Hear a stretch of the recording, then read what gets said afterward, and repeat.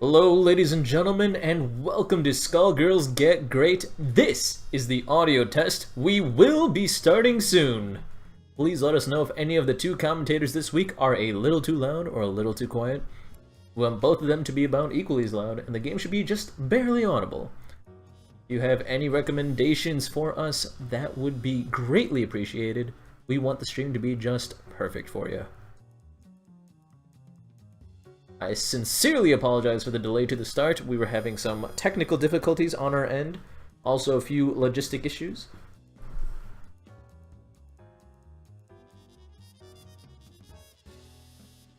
Audio test, whoop! Yeah, there we go. We getting in that hype. Let's go. I hope it's not just me. I should be good for the first half of the stream. I heard JP is going to be joining me soon. It's going to be a short stream, probably. We got a smaller turnout. A lot of people were busy this week. That's all good, though. I don't blame people for just going off and playing Odyssey. Hell, I wish I was doing that right now. It's just sitting in my room, just waiting for me. Like, sweetie, come back. New Meridian is your city? Yeah, that's what I'm talking about. New Meridian seems alright, except for the fact that there's like a very reasonable chance that every 17 years you'll have to rebuild your house. Very few fighters today, only like 4 matches. 5? Yeah, 5. There were 12 signups. Well, there were... Wait, were there 12 signups? There were 12 signups, one was a duplicate, and one was, one had to cancel. So it's only 5 signups. It's not that bad, actually. There have been times where we've only had, like, 3 matches, and that's, like, the lower end. On average, we have about 15 to 16 people sign up. Sometimes we've been as low as 6. That was usually around the time when someone else was managing the stream and like things were just not going too well. The highest we've had was I think 30, 32, and that stream went on for like 4 hours, and honestly I don't want to do that again. Yeah, it's true. But you gotta remember, Chief Amon, that winter, like from October all the way until mid-January, is when the stream is the most dead, because it's kind of the Skullgirls dead season, because it's the only time period where there's not a major Skullgirls tournament going on. True that. Got more for that open lobby. I mean, I'm not actually sure if we're going to have that open lobby. A, because JP's got to run, and B, because I'm just fumbling all over the place for today. It is not a dead game, it is a dead season. Take a deep breath. I don't know why, it really gets to me when people are just like, oh, it's a dead game. It's like, oh, it's not quite right. You can't. This game has the most online players of literally every other fighting game except for like a flagship like Street Fighter and Tekken 7. Within the first week of Street Fighter V sales, it only had double the number of active players in Skullgirls. Can you believe that? Skullgirls is a 6-year-old game. How the hell does a flagship title do that poorly? 6-year-old indie fighter has half the player base of the #1 flagship title in the fighting game genre. That's depressing. Think about that.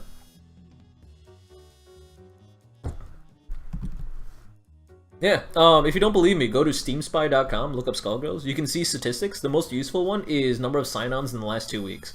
It's usually, for Skullgirls, it's very... normally around 20,000. Right after a major, it'll hit as high as 25,000. I've seen it go up to about 50 to 60,000 before, and that was very recently too. Skullgirls went on sale in July, I believe, and it brought the player base up to 60,000. A lot of that was based off like this. Well, maybe it was after July. It was around the time when people realized that MVCI was gonna suck. A lot of people are enjoying MVCI, which is kind of cool. I mean, every fighting game should hope for the best, you know? Like, on one hand, it's like, oh, come on, we shouldn't have such low standards for fighting games. Like, we can't just buy into this and, like, tell companies that it's okay. On the other hand, though, people enjoy what they enjoy, you know? That's fine. Dead genre. To be fair, this genre was dead to begin with. The fighting game genre has always been extremely niche. Skullgirls actually is single-handedly responsible for blowing up this the FGC, in my opinion. It slowly expanded into like things like Street Fighter and Tekken and things like that. Guilty Gear also did a really good job of blowing up the fighting game community just because it had probably the most in-depth tutorial I've ever seen.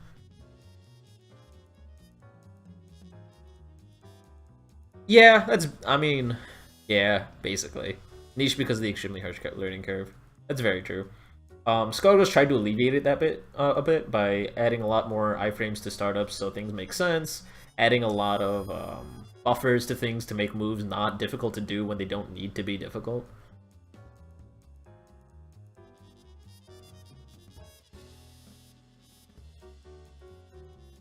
Oh, yeah. To be able to do everything competently in the tutorial is when I would say you're like at the upper end of beginner level. Because the tutorial is very in-depth, and I highly recommend anyone who wants to play this game just very regularly, like literally once a year, go through the tutorial and just have a blast again. It'll be a lot easier, obviously, down the road, but it's pretty important that people do that. The Philly tutorial combo? Yeah, screw that combo. I totally relate to you on that. I spent an hour trying to get that right. The first time I was playing, back like... Man, when was the PC release? I was like 2014, I want to say? Man.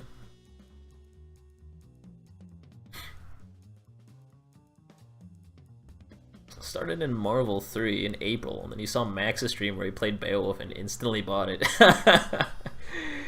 Yeah. Beowulf is such an interesting character in the sense that people either love him or hate him. I am on the unfortunately hating him end, where I'm just like, why did people want this character? But then I saw the love that Kai put into it, and also like Mike Z after the grand beta of 2016 did the good old changes to him and made him a lot more interesting. I started respecting him a lot more. I don't hate fighting Beowulf. A lot of his stuff is a lot more reactable than some of the other people. The only thing I really hate about him is he's got like a what's it called? An instant overhead that's really dumb. That instant overhead is honestly extremely depressing.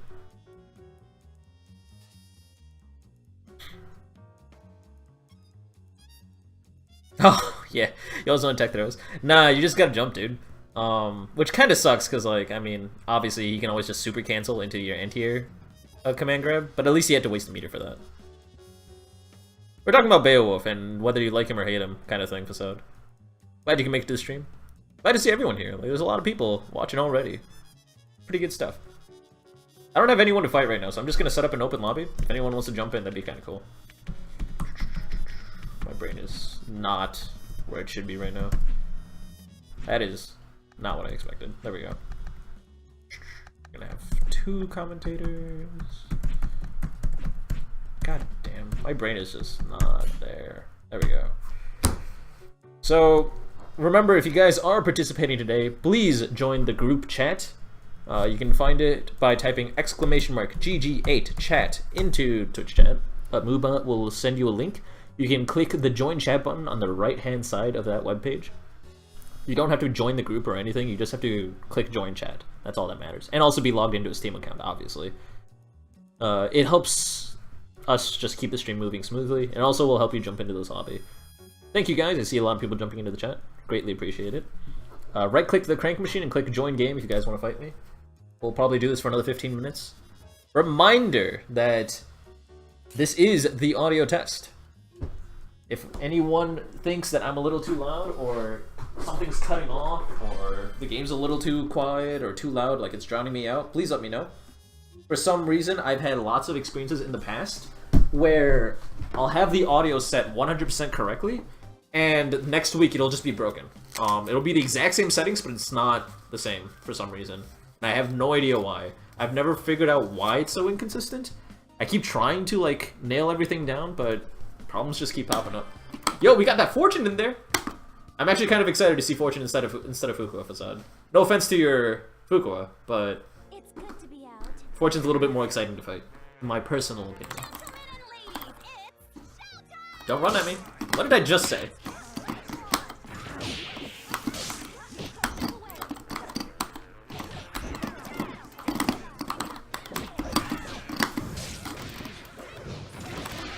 Oh, nice get to the DP.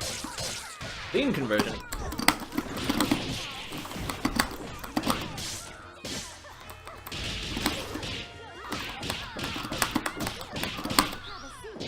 Get that out of there.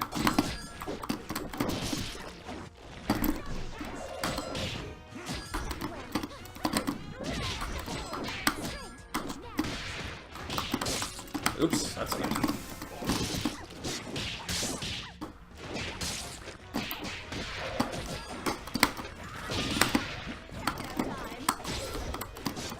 Oh, nice, nice push block. I wonder if I could have baited that if I just emptied them. You got plenty of meter to work with. The good old, good old. Alright. Oh, this is probably the worst situation I could probably ask for. Damn.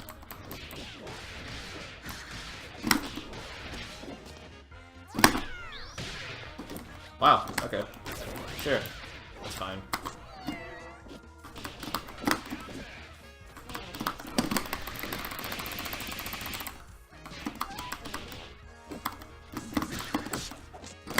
Yeah, I messed that up.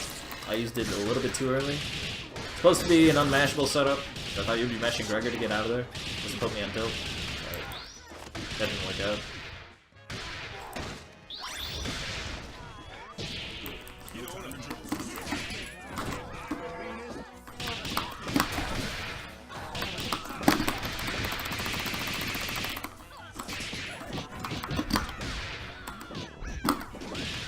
Damn. If I delayed it just a little bit, then I would have been fine. Ah, well. Couple of mistakes. Kind of cost me everything. That's fine. We'll keep the audio test going for another 5 minutes. Hopefully JP can join me by then. Sorry, I'm just not moving for a second. Sorry about that.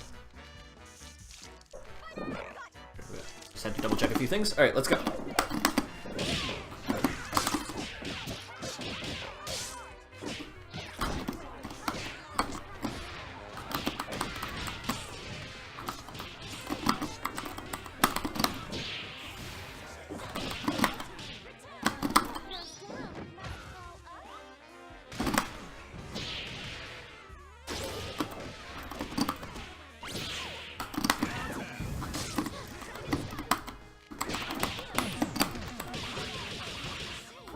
Oh, never mind. I couldn't do DP and get mid-screen, that sucks.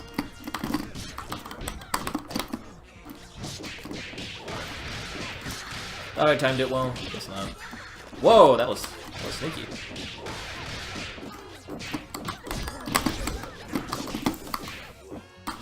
Not believing in my hits. That sucks.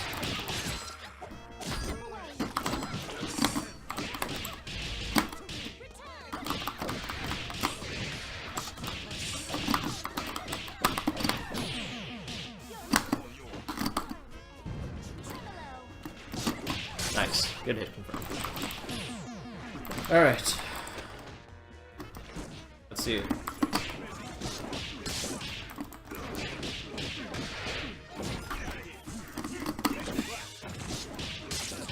Man, that punish.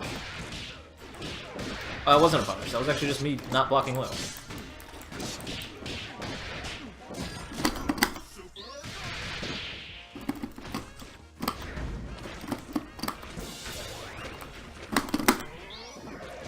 What? Too high. Can't believe this. That sucks. I went for the McPeanuts mix-up, but that didn't work out. Alright, let me check chat real quick, make sure no one's talking about audio.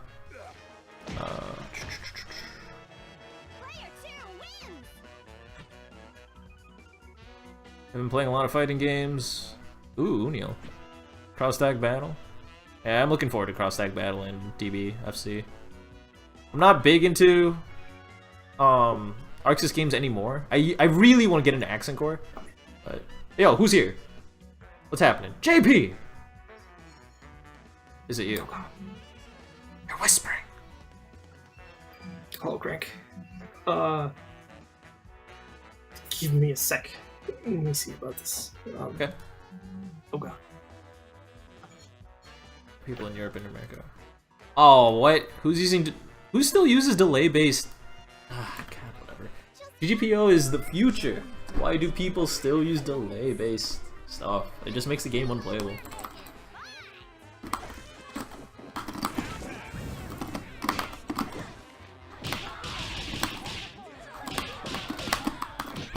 Oh, my liking didn't come out. That sucks.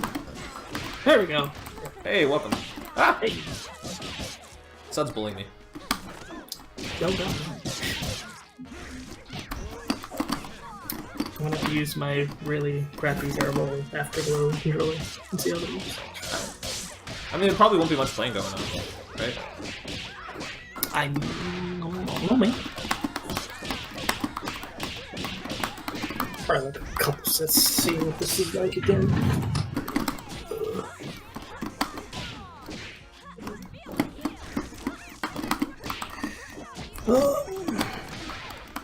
Oop.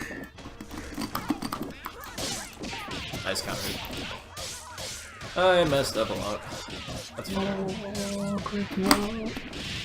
Oh, nice. Nice micro dash conversion. Good stuff. Ah, okay. Oh, okay. Oh my god. Can't believe this. You're not pressing a button? They tricked you. Twice? I don't believe this. This is impossible. Alright, 3 times. I can't handle this. I can't handle this man. This man's got too much respect for me. I didn't know. I didn't know this man had so much respect. He's got the reads right now. Turn this down. This one. There we go. Fuck out. Oh, there, there. He does have a lot of respect. I should actually just go ham on it with frame traps. You should probably do that, to be honest. You should just go for it. Alright. Alright, we'll keep this up for another, I don't know, one more match. And then, since JP's here, hop into the lobby and then we'll start the thing. If this, oh god, it feels awkward using this. Oh, does it even work? I press so hard on the buttons. I've trashed this controller. Oh my god. I trashed the absolute crap out of this controller. I was gonna have to fix the buttons. Oh, cool. Let's see if I can do something about this. This proposes a predicament. Very much so. Oh, Steam's got an update. Oh, great. Ah, yeah! Let's see about this controller thing, though. That. Okay. Hopefully that'll be out here. Let's see what's this Steam update. Well, it proposed an update, but I guess not.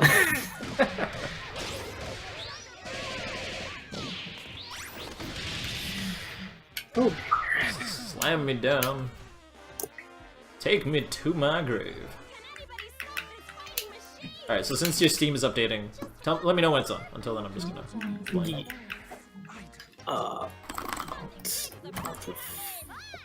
So, for the audience, sit tight just a bit. Once JP's in here, we'll get the show on the road.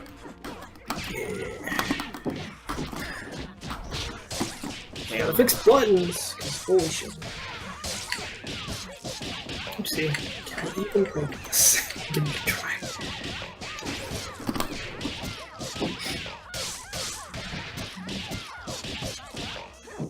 Is the mic on this even okay? It's like, I was thinking about bringing my mic with me, but I'm just like, I don't know how to carry this. Yeah, that's fair.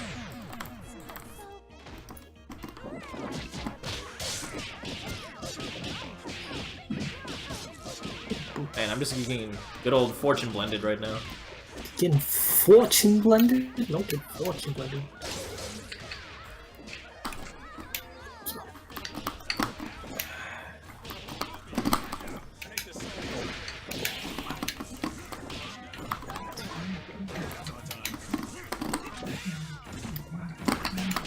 What? What happened to the respect? No respect for you. My respect. He's respecting everything, then he finally pressed the button against my, like, e-brain. Really? I'm like, I can't believe you would do this to me. Can't believe this. Oh god. Yo, I have a Switch. It's wild. How do you feel about that? I feel pretty good, you know? The only problem is I don't have...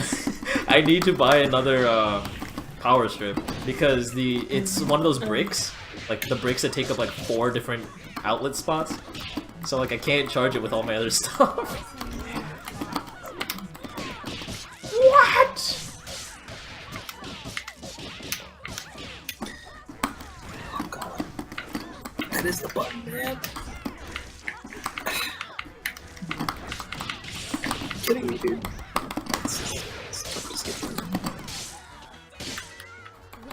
But that's what it is. Okay.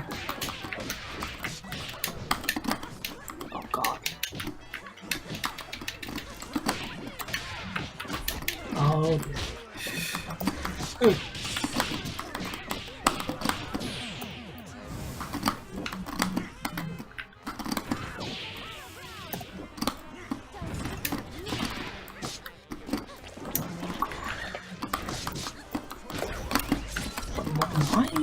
Fucking holes.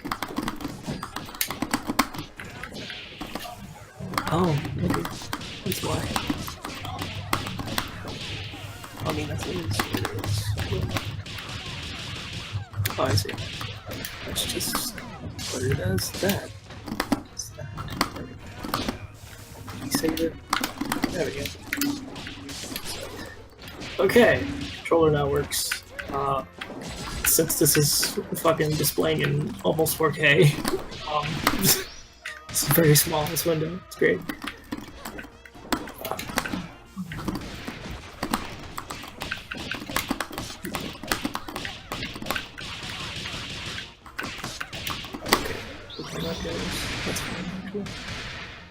Okay. Send me the invite. Alright, so JP's in. You got in just in time for me to win. Sweet. Alright, hold on. Right Let me find good old JP. Awesome. I should probably do some quick training. You know, I'm like super organized with all my friends on this list because I have just too many at this point because of Skullgirls. And I have like 6, 7 different tags, and it's funny because some people fall under multiple tags. So when I type JP, I just see 7 different JPs show up, and they're all you. Doesn't work. Never enough JPs, let's be real. Let me do a thing real quick. Also, let me invite you to this chat. Oh my god, wow. What's your name online? GG8 something? GG8 Japanese? Yeah. GG8 Japanese characters. Alright. In that case, let me go ahead and get back to the lobby. Facade, stay in here. I'll actually leave and then rejoin, just so you can reset your score. That'd be greatly appreciated.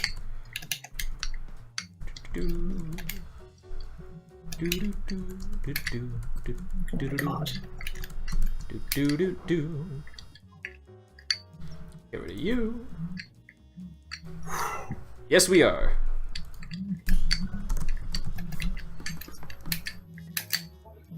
JP, did you get the invite or no? I did.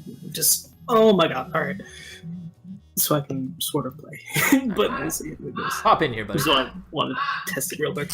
That's fair. All right, cool. Hello, ladies and gentlemen, and welcome to Skullgirls Get Great. We are starting now. So, what the stream is we try to give advice to beginner level players or intermediate level players. We try to tell them how to get to the next level of play. We offer advice, quote unquote, to advanced level players, but we don't really have an advanced bracket because, honestly, most of us are not qualified to give advanced level commentary. There are tons of resources for that, and if you think you want advanced level advice, please get in contact with me, and I can get you in touch with someone who can definitely give you that kind of critique. But for now, what we do is we try to pair you up against someone that's kind of an even opponent. Just kind of observe what you've been working on, see how far you've gotten, and try to answer any questions you might have, and also just kind of tell you what you need to work on most right now, like tell you why you lost the current set. So you'll have to come back like lots of weeks, try tons of different matchups before you really get a grasp on like how neutral works in this game and how to really like up your level of play. We also have a Discord that you guys should definitely join. !DISCORD into Twitch chat will always give you a link. It doesn't matter whether the stream is live or not. Joining our Discord means you can find an opponent very easily, and also anytime you have a question about the critique we give you or anything like that, you can get in touch with us. That's really important. Like, we can tell you to use, for example, DP more, or don't show your opponent enough respect, but it's your job to ask us, when should I be showing respect and when shouldn't I be? Like, help me understand what the purpose of a DP actually is.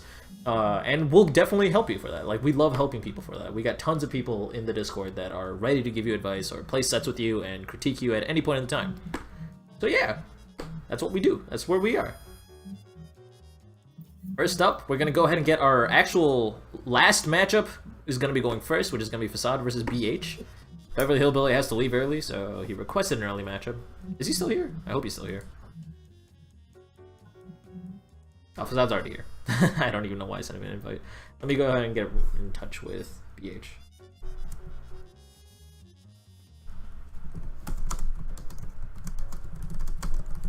Oh man.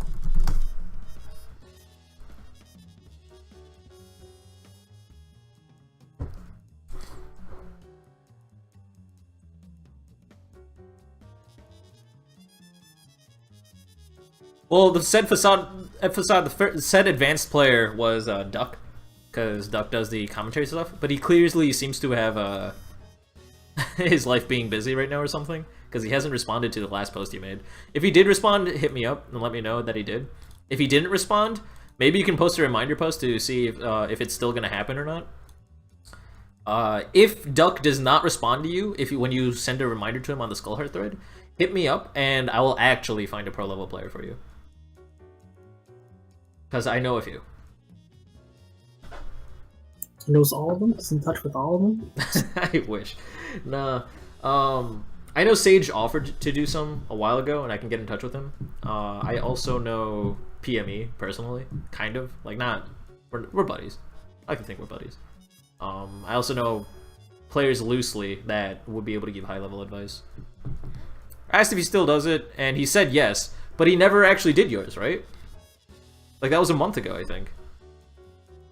Didn't you post VODs? If you posted VODs and you didn't do them, just send a reminder post being like, hey, are you still working on mine, or what happened? Yeah, a month ago. Alright, so Beverly Hillbilly's ready. He's going to be joining in just a hot minute.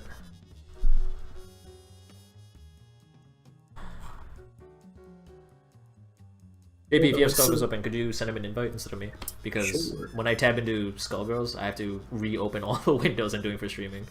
Oh god, that is quite the nonsense. Okay. Ninja, please. Oh, hey! How's it going? I haven't seen you since CEO Otaku. I didn't realize you were watching. Welcome. PME is also in our Discord. He's in the Get Great Discord. You can actually just add him if you want to.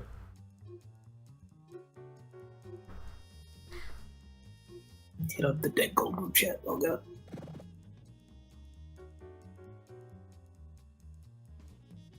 Cool. Hillbilly excited that he beat me once on the quick match. I mean, a set is a set, you know. Let him take the small victories. It's true. I'm not trying to detract from this victory. In fact, I made a lot of mistakes. That's fair. Yeah. Yeah, don't send don't make it sound arrogant or anything. Just like be like, hey, are you still working on mine, or are you just busy with stuff? Like, just try to get like some sort of note to find out if he's actually gonna give you any feedback or not. But for now, let's focus on this matchup. We got Facade versus Beverly Hillbilly. Beverly Hillbilly's been having a lot of traction. Wow, that was great. That's an interesting trade. That was the 5-frame jab, right? It traded with bypass. And in Val's favor too, because she land canceled. That's pretty cool. Insane. That's something interesting you can do about the Hillbilly. Try to take note of that, and see if you can use situations where you frame trap with bypass, and if Fortune 5-frame jabs, then you can get the trade in your favor and get a free conversion. That's actually a pretty interesting interaction. Smart burst. I trade again. Trade again, but this time sent Hillbilly a little too far back. That was with the fiber upper, looks like. Yeah. Ooh, getting crossed up twice. Well, then actually that time it was overhead sync, so wasn't it? Yeah. That was overhead, yeah. Ooh, got caught with the crossover assist call. That is tricky because double A is low enough to the bottom of the screen that it's kind of hard to keep track of it. You just gotta really watch for double flying in.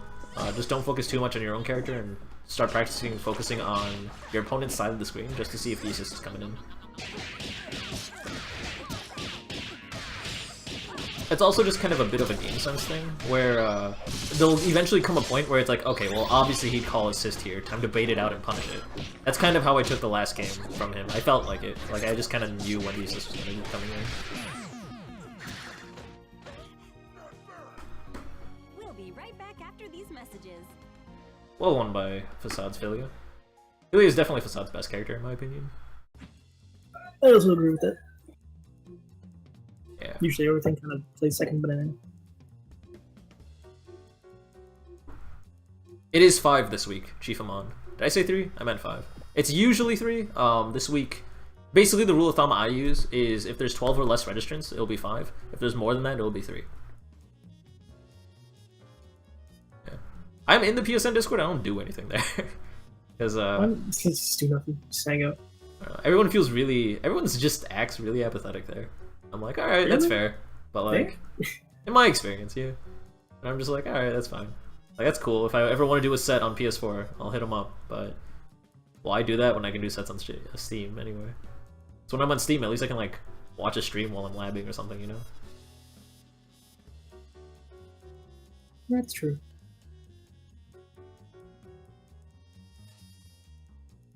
Like, I don't know. Like, for me, like, I'm just... Oh, wait, we're not gonna be able to watch this match, are we? That sucks.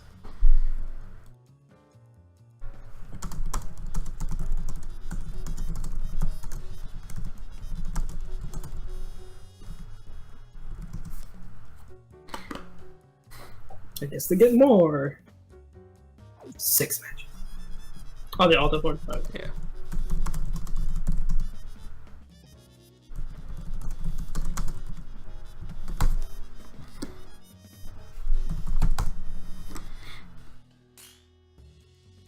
Alright, cool. They're back.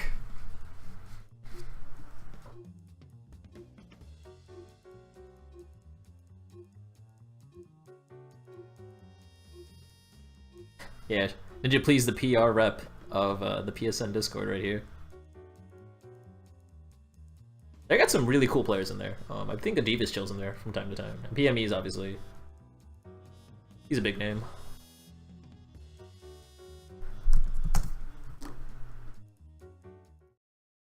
Beverly Hillbilly saying he's thankful for the Alt F4 because he started off horribly.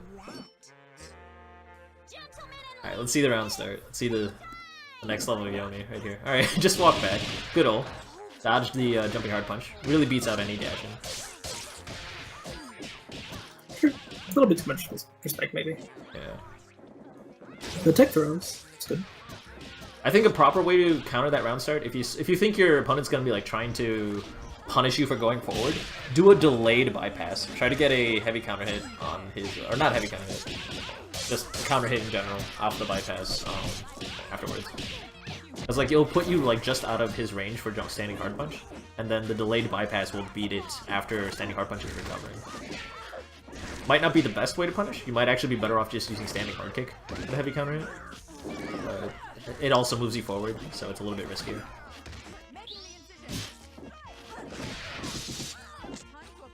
Ooh, get lane cancel, grab, launcher. Confirming the grab. Oh, alright. Oh, that's good. That was a pretty sneaky setup, but good jab out of seeing that coming. Like a double neutral hop right there. Mm-hmm. So something I noticed when I was fighting Facade earlier, Facade loves to double jump with Fortune. It gets stuffed really easily by just a super jump, so you gotta be careful, because your opponent's gonna have more options than you at all times if you keep on double jumping that frequently. True. I did not know Gregor beats that. I didn't know either. Gregor sucks and is good at the same time. Wow. I mean, I guess I should have known, especially because Wing did that a couple of times to Outlaw Spike at Combo Breaker this year. Oh, yeah, that's true. If you guys want to see the best Filia versus Val you will ever see in your entire lives, check out the VODs for Combo Breaker 2017. Watch top 4, I think it was? Wing Zero versus Outlaw Spike. Was pretty good. Yeah, it was the best. Guess It was such an incredible set. Wing Zero's my hero, dude.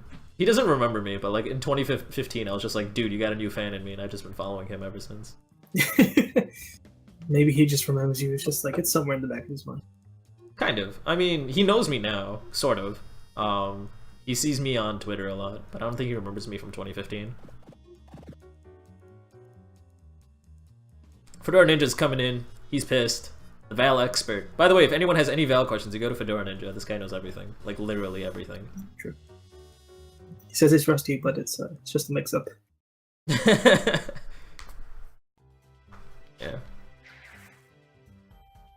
This is true love we're making.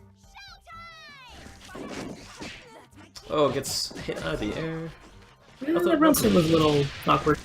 I felt like you could have... what's it called? Barrel edge there? Probably converted? I'm not positive. It's kind of tight, converting off of Fortune's lights and mediums, because they're so fast. I was talking to PME about it, like, you can't just, like, do a light and, like, convert on reaction. Like, it's just impossible, because it's so fast. Oh, no conversion there in the corner. Man. That was interesting. Got in there, got out of the corner, it was really awkward. Good axe kick right there.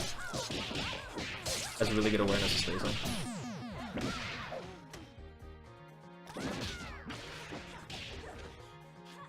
Alright, there you go. So, first of all, you did exactly the right button right there. Jumping medium punch is really good for stuffing double jumps like that. Another thing you can do, Bella doesn't have a double jump, does she, right? She doesn't, right? Yes, she does. She does. Oh, I did not realize Bella had a double jump. Either way, what you can do to beat out Fortune's double jump is just do a super jump. So if you tap down just before you tap upward, it's something you gotta practice because it's not something that's intuitive. If you tap down and then immediately tap upward, you will be gaining, like, I think 70% more height. And that'll be enough to stuff your opponent's double jump, like, very consistently. Especially with jumping medium punch. That move is so stupid, air to air. The move is great, what do you mean? It's so good! That's what I mean. It's stupid good. That's true. Yeah. You can also reflect the Look at that. It's so fire that really opens up. Yeah. It's so good, and it causes so much hit stun. You can do the thing that costs really well. I think there's a way to convert off of it very consistently. Hillbilly, I'd recommend like labbing that out. Just have record a Philia jumping and then doing an air dash or something, and stop it with jumping medium punch, and see how you can convert off of it. There's gotta be a way. Oh, it gets that's unfortunate. He was able to double jump if he didn't pull back. Yeah. Tech chase with tech chase with tumble run. Oh. Check taste. Oh, okay. Yeah. Yes, you can do that. You can tech chase. Yeah. Tech chases in general are very underexplored in this game. People have just recently really started paying attention to it. Dude, I do it all the time. You just run up with Fuku and just bait everything out. Ninja Police also coming in with the advice saying, fall with jumping medium punch with the Val a bit. That's the multi-hitting saw, right? It is indeed. Yeah, it's a really good meaty. I don't like it because it's really easy to PBGC. But it is pretty good for catching a lot of people, especially people that are button hungry. Fortune's a button hungry character in general, but Facade's a very patient player. So it's kind of a 50-50 with him. True. Ooh, got a little bit greedy with that heavy. Gotta be careful when you're going in with that heavy Casa, because you gotta remember that. I mean, A, Fortune's just one of the fastest characters in the game. But B, like, heavy's a heavy, right?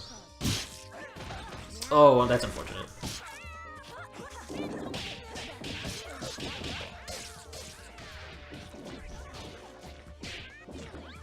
Did a low. Unfortunately, didn't commit to it. Yeah, as a general rule of thumb, you usually, if you're gonna press light, you're gonna press medium also. Because if you weren't supposed to press light, you're gonna get counter hit anyway. And if you were supposed to press light, you might as well have time to convert. So like, it's one of those things where if you shouldn't have pressed, the only time you would have pressed light kick when you wouldn't press medium kick is when you shouldn't have pressed light kick in the first place. Except like, unless you're doing like a tick throw setup or something. Like setup specific stuff.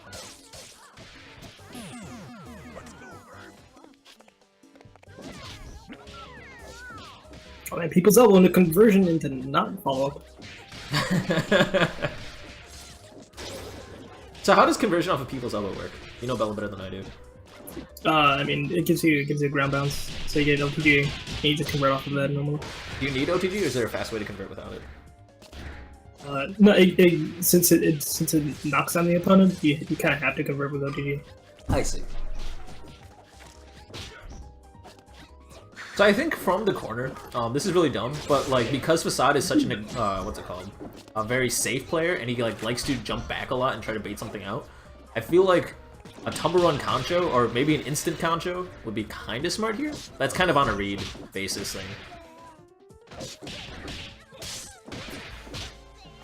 No, not twice on Facade. Yeah, you got to be really like concho on block lets you do really fun things, but you have to have your opponent respect concho first.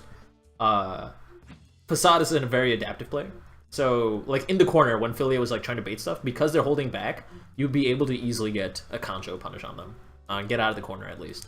But you don't want to like commit to it aggressively unless you're feeling really Mike Z today.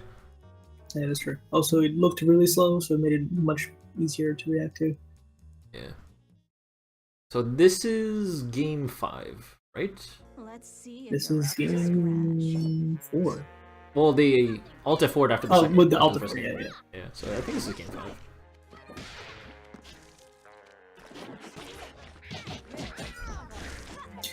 5. Also, agree with Fedora here that the BHs get pretty predictable after a while. Oh, hey, taking that jumping medium punch advice right there. Worked out well for him. Oh, the double jump lets him escape. So this is a bit more of an advanced topic. How double jumps work in this game is that if you get a reset before they can land and then re-jump, the re-jump is the important part, they will not have their double jump. So what that means is that if you reset them in the air and bait like a double jump, punish the double jump, then they'll never be able to double jump out of your follow-away mix-ups. And there are really advanced setups you can do with that. I recommend doing a bit of exploration with that. Like, try to find a setup where you reset them in the air after you baited a double jump, and then just do stuff that can only be beaten by a double jump. And then you get free victory. Also, cross the fiber there, just kind of happened. It was really strange. Yeah, that is true.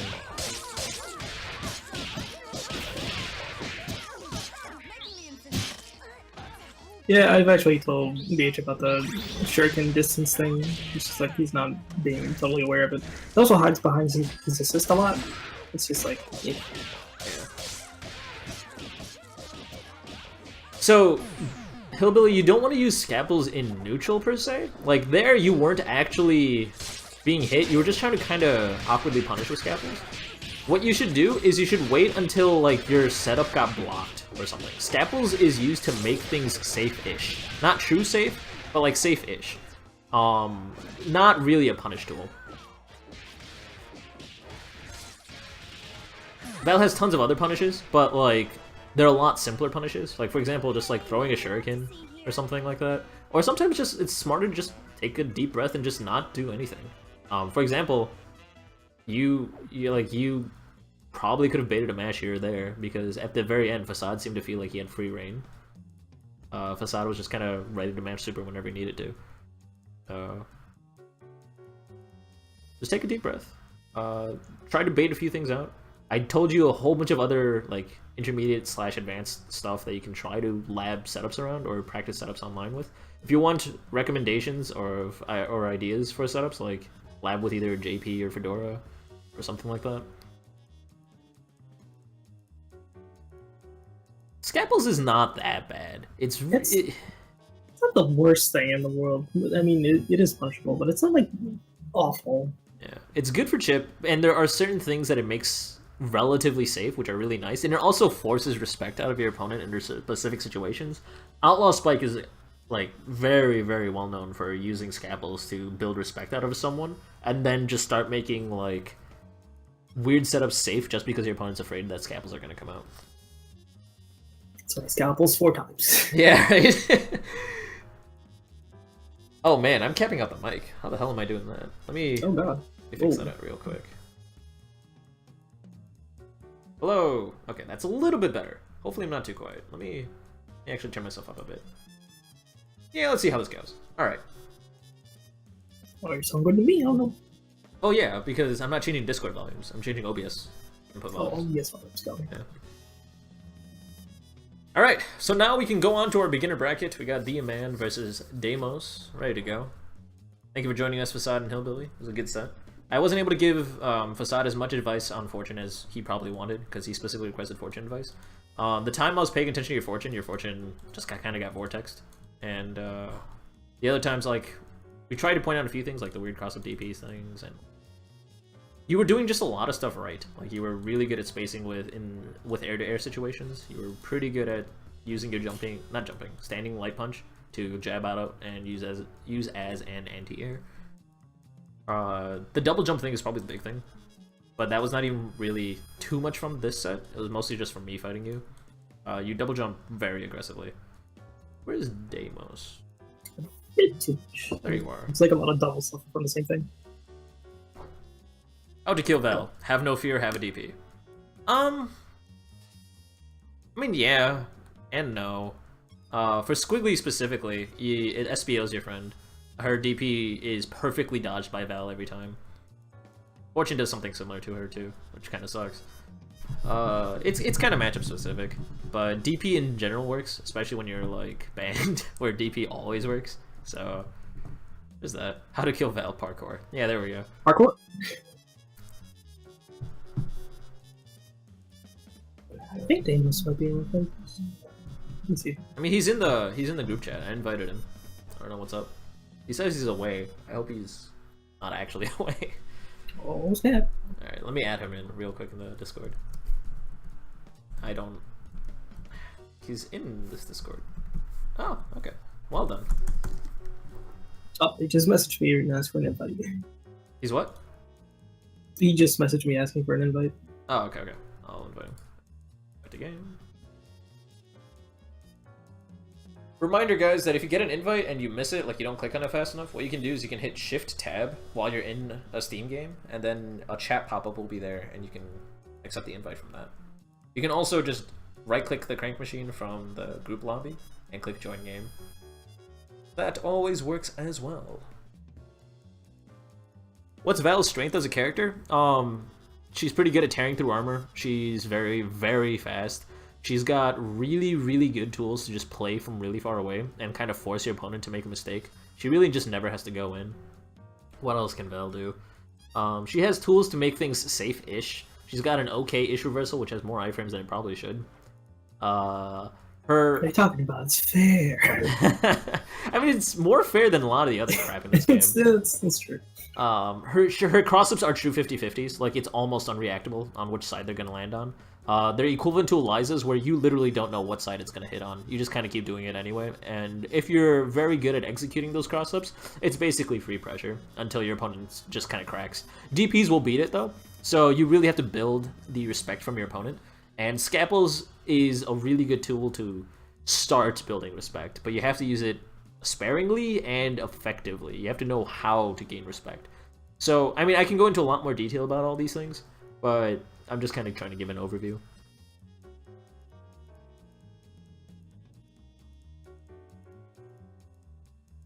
Chief Mon tried to add someone to Squiggly. Hopefully the Cerebella won't do so bad. I highly recommend Seracopter if you were running Squiggly Bella. I personally prefer Excalibella as the assist, because Excalibella gives her so many crazy tools that, honestly, I low-key think that Squiggly Bella is broken. But it's pretty good. I think it's, like, legitimately broken, but I am not good enough to really be evidence for that right now.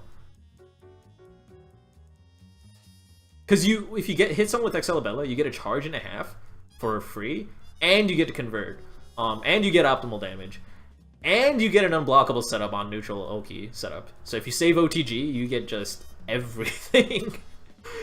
Like, basically your opponent should never be... And it builds meter like a truck.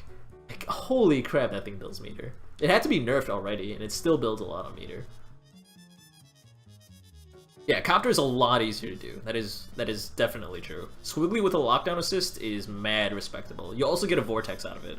I don't know if you know the player Drills, but if you ever see him play in a tournament, he's kind of trying to drop Skullgirls right now, so you might not be able to find a lot of him. But if you can find VODs of Drills playing, he plays with Eliza H Spiral assist, And it's very similar to how you would use Seracopter Assist.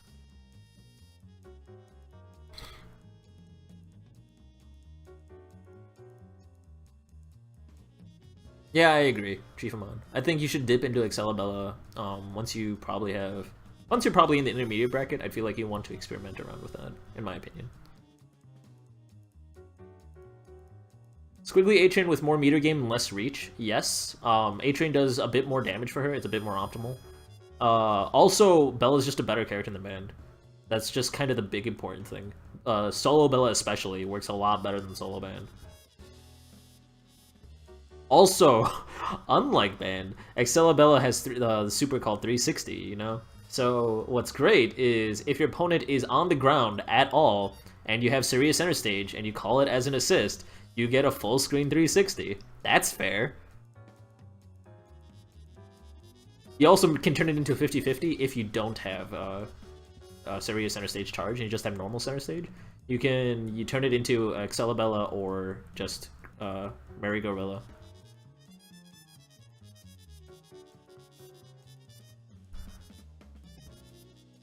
Right.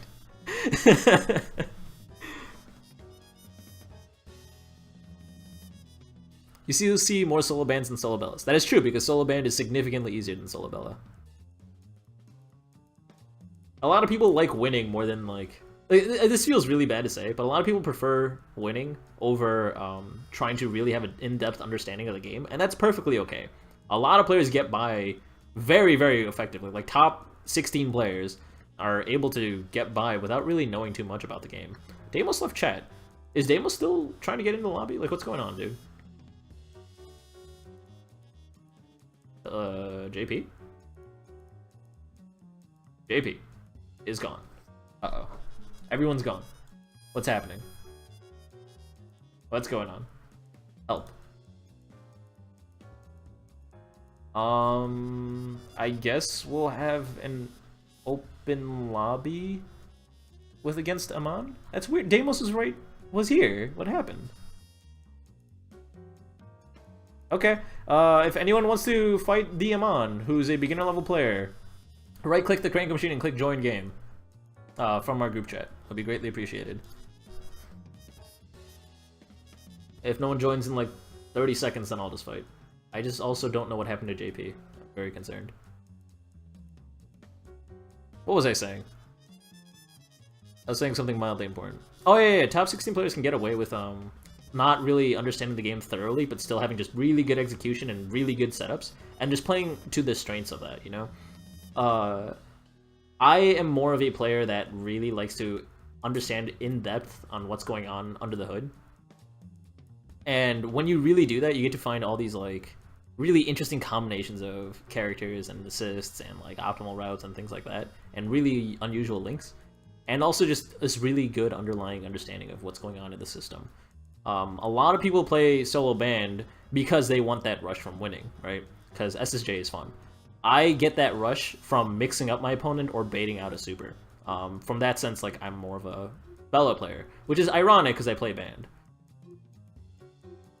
I just get the best sense of feeling when I play a really trash character that nobody wants to play and I beat everybody with it. Yeah, it's a good feeling, isn't it? Nah. It's a great feeling. It's a great feeling, but like, for me, I've realized that the quote-unquote trash characters tend to be the most interesting characters. Like, the reason they're trash is because they're really hard to use. Exactly. That's why I love it. That's what. So, like, to me, like, it satisfies weird curiosity inside me. I can't believe who's playing a solo Peacock. This is mean, but Peacock is an obstacle that every Skullgirls player needs to experience. Yeah. This matchup is. She's hard. She's hard to deal with, especially with Squiggly. This is knowing it firsthand. This is now day one Squiggly. Okay. So after jumping medium punch, if you get it, if you land it against a grounded opponent, you're gonna have to cancel into medium dive kick to convert. Yeah. Correct. Would you say that your options for Squiggly would be like jump hard punch or like Syria Sing? Okay. And like so jumping hard punch is a really good tool. All right. So what you want to do is you want a neutral jump as Airshore George is coming on screen. Then you want to use your double jump to get over whatever other projectiles might be on screen. If your opponent commits to a bang bang bang, you use jumping hard punch and then use SBO to convert. And If they are not doing that, then you just kind of land and be patient, and then jump between the next wave of projectiles and dive kick in to punish Peacock. Because you really only need 2 jump-ins to actually close the full distance. It gets annoying when Peacock starts mixing in teleports and stuff. Then it starts getting a little bit more tricky. You also always have like call assist while you build a charge, then use center stage SBO to punish what's it called? Any sort of projectile. But then a lot of Peacocks are smart and they'll use item drop and let it go just before you serious center stage, and that'll punch you. So it's a lot of rock paper scissors stuff going on. I feel that. That's real. Peacock is the character that teaches you that, oh, okay, I actually need to learn specific tools against specific matchups. Because I feel like Mike Z did that really well in this game, where different opponents teach you different aspects about the game, and matchup-specific setups and just approach and stuff is something that's really important to a lot of characters, but you don't really notice it until you fight Peacock. Or Robo, honestly. Robo's much worse. I honestly don't even know if people want to try fighting Robo with Squiggly at this point. I think it's borderline impossible.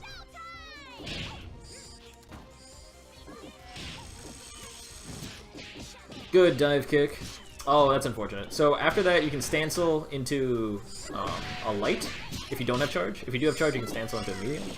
Or you can use Silver Cord to convert. Silver Cord is the easy way out. I use that a lot, honestly. It also works at most distances, so that's kind of nice. Nice Silver Cord.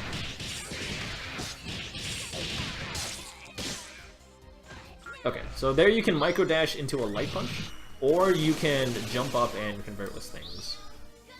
So there's a lot of other options that you have regarding your routing. I'd recommend looking at the BNB compendium, which I'll link into the group chat or into the Twitch chat. You can type !BNB and anyone can access the link. The compendium doesn't have the most optimized combos, but it obviously I do this speech every week. I'm sure a lot of people have already heard this, but basically, the BNB compendium will help you at least discover links. Like, it'll help you discover what more you could be doing against your opponent, right? Like, once you get a hit confirmed, you really don't want them to escape. That's the kind of game Skullgirls is. And if you know what buttons you can be following up with, then that helps you just kind of hit this understanding of your character. And when you have a good understanding of a character, we can start talking about more advanced things like corner keeps, like frame traps, resets, things like that. But we really can't talk about that stuff until you're a lot more familiar with links that your character is capable of doing. The last 2 games I gave a hell of a lot of information. If you need to rewatch the VODs like 3 times to understand what I'm saying, and then still need to ask questions, please do, because there is a lot going on. Also, some general mobility things for the E-Man. Whenever you're moving forward, you can instantly hold back. So, like, you don't have to worry about, like, any incoming pressure. Because I just noticed you're getting hit when you're just dashing forward and just not holding back at all. This leads to unnecessary damage. So, like, if you're gonna be moving forward, you can hold back at the same time. That's good. Yeah. Delayed the Silver Cord a little bit too much. Work on that timing. Just lab it out. Takes practice. Perfect timing in general is basically as the previous hit is landing, you want to be putting in the input for your next move. So you gotta be doing it a little bit early. That's in general. There are, of course, very complicated links where you can't afford to do that.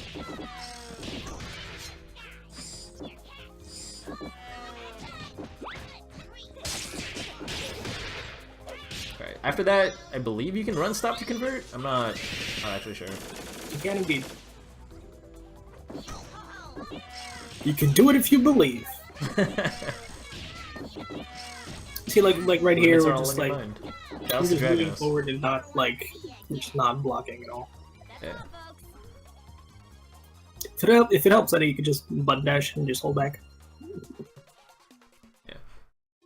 Shimzy, alright, so a lot of people disagree with me on this. I know Elda, I think, kind of agrees with me. Band versus Robo is not that bad. Ideally, though, like, I think in the perfect situation, if Robo has every read perfectly, Band literally cannot win, does not stand a chance.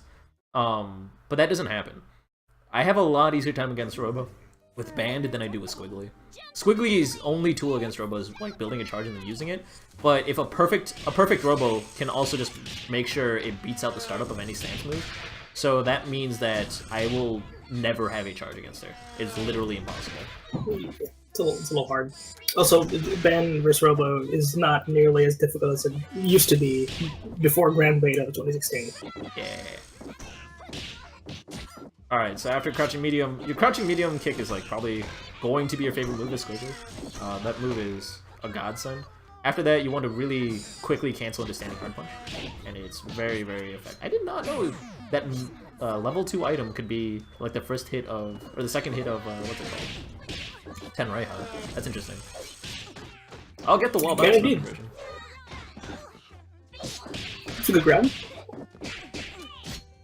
Good blocks. A little bit off on the distance. So after that throw, you can convert. Not if you throw him out of the corner.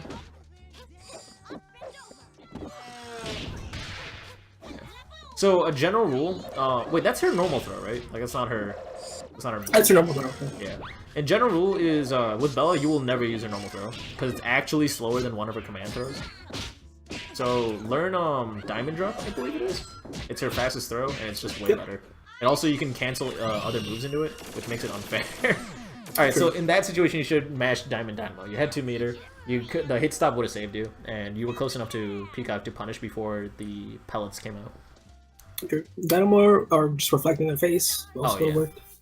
So Peacock's beam is a thing where once you block the beam part of the super, every character in the game has an option to beat it. Some are distance specific, like Beowulf, but other than that, like every character should be able to beat it.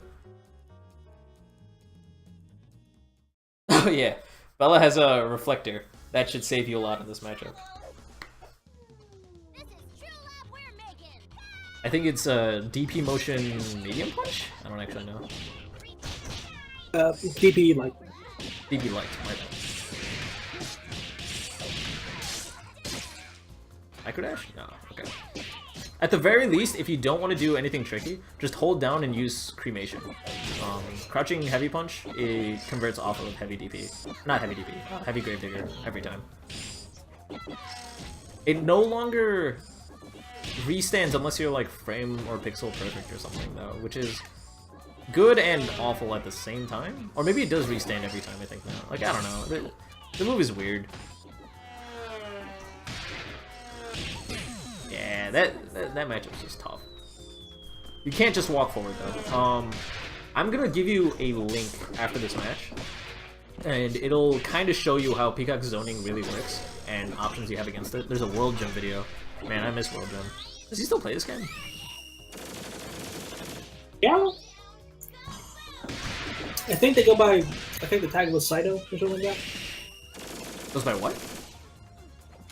They go by Saito. Saito. S-Y-D-O-H. Oh, interesting. Okay. Alright, so very important link for Diamond. Hold on, I'm gonna see if I can add Diamond in this. Yeah. Wait, no, that's not Diamond. Add. No, okay. He's not in this chat right now. But here's the link. I'm gonna make sure it's in the VOD right here. Check out that video.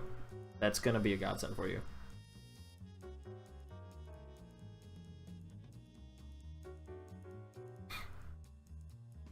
Oh, it's under Chiefamon. Okay, yeah. So I'm gonna resend it and then just add Chief. There you go. There. That should help. Study that video. That video is true to this day. There are additional things that Peacock can do to make it harder for you, but that video will cover how to at least start getting on in a Peacock. Getting in on a Peacock? There we go. So Guru-Sum already jumped in. Our hero. Beating things up. Fighting Decon Blues. Decon Blues is all warmed up. Let's see about the Solo Bayo. Has anything changed? Let's find out.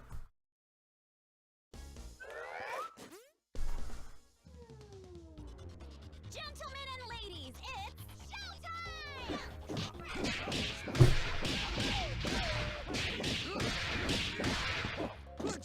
Alright, didn't get that conversion. Picked him off the ground. Hooks him up. Uses punch move to get out. So punch move is interesting because it's a really bad TP, but it works a lot because it's huge. the weaknesses of it is that it's grab vulnerable, and also it's extremely horizontal. Like if you just jump after you apply pressure and they're mashing medium DP, all you gotta do is just jump, and you can get like a heavy counter hit on them if you want. Yeah. But also it's just grab vulnerable, so if you frame trap into a grab, like if you take throw, then you'll beat it every time. Like, they'll never be able to use the punch move to get out of that. You can also low profile it with certain characters. Bayo is not one of them.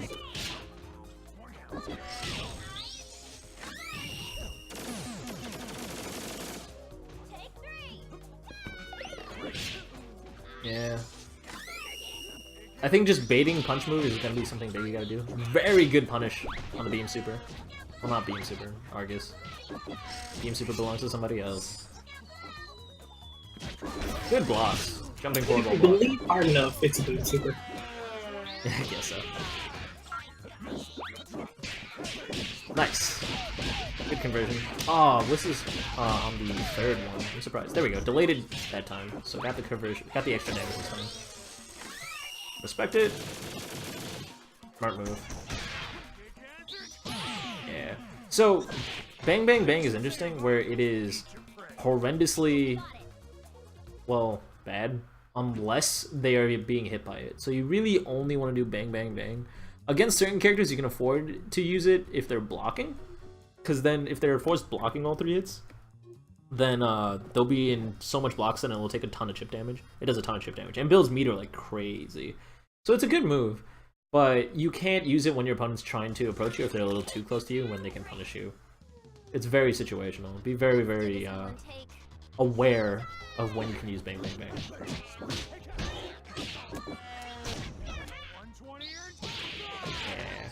Yeah.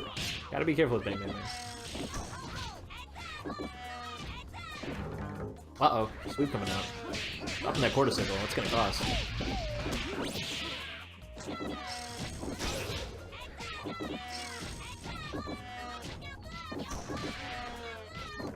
There we go. Getting that hop this time to dodge the Airshow George. If you neutral hop, Airshow George will go right under you. You gotta space it really low. But it's a pretty effective one.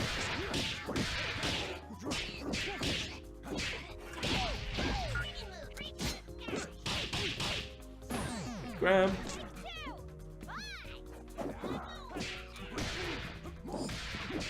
Peacock has a cable skin? I did not know that. That's interesting.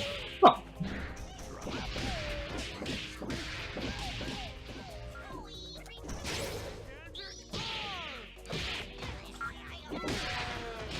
I thought Big Band had Doom. I also thought Big Bang had Doom. Double has Mystique. Oh yeah. Oh, that's so clever actually. I didn't even realize that. Boom. Should be careful about grab on anybody's wake up. A lot of people do that unless you have the hardest of beats. Does Robo have a Cyclops skin? Because she probably needs one. I think she does. I say that she does.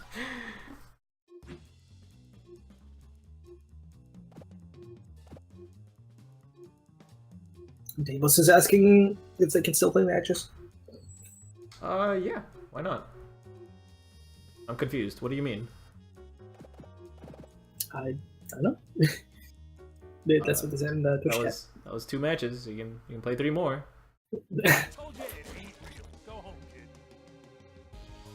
So Jerusalem has some interesting habits that they do.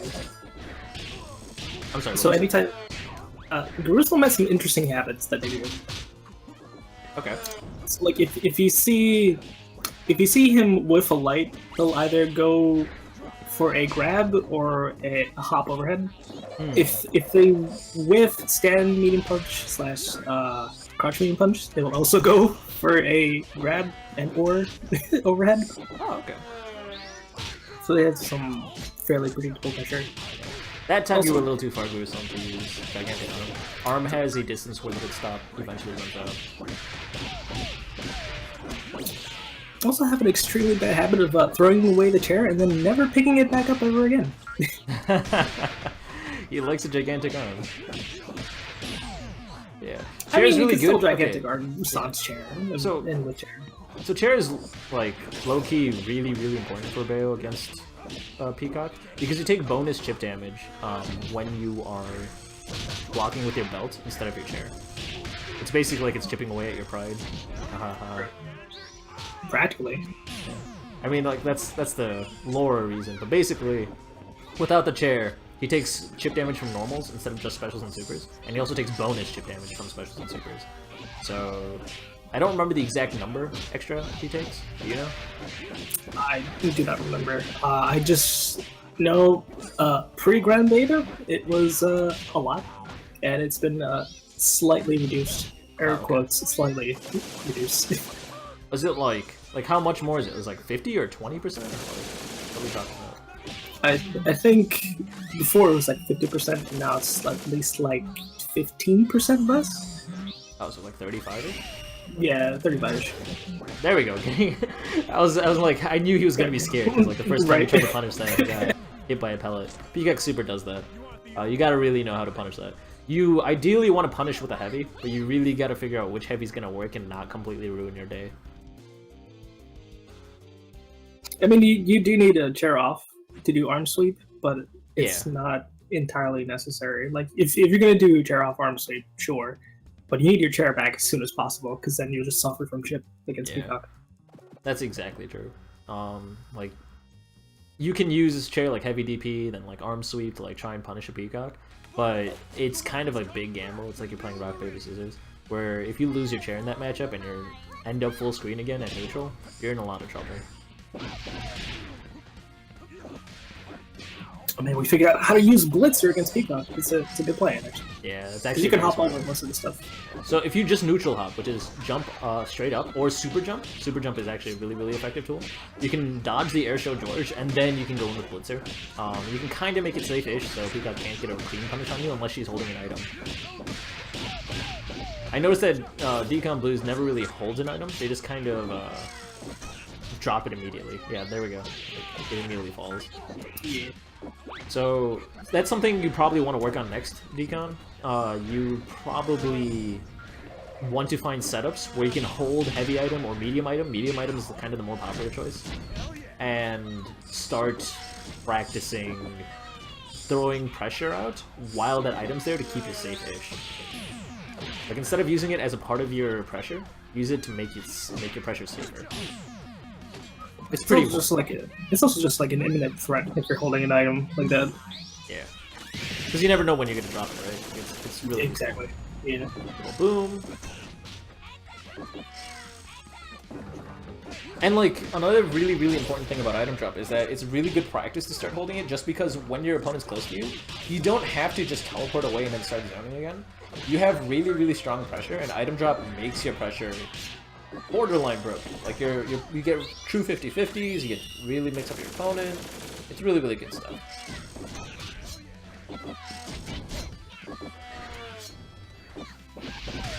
Uh-oh. In with that Blitzer.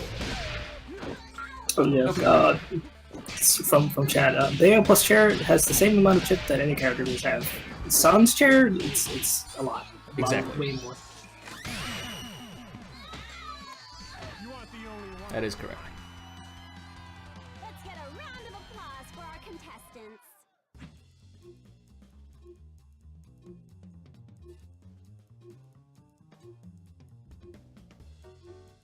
I believe this is the last game. Is that? I think so. Seems to be. All right.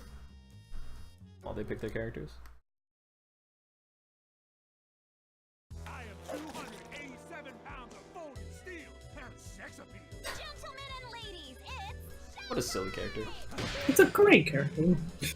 So I know a lot of regulars of the stream will probably already know this, because I tell this story from time to time. I used to hang out with Kai at Undizzy, which was the Chicago local. It was hosted by Kai. Kai Kennedy is the voice actor of Beowulf, in case anyone doesn't know. And he gave me some inside lore, well, he gave everyone some inside lore on like Beowulf's like voice acting development and whatnot.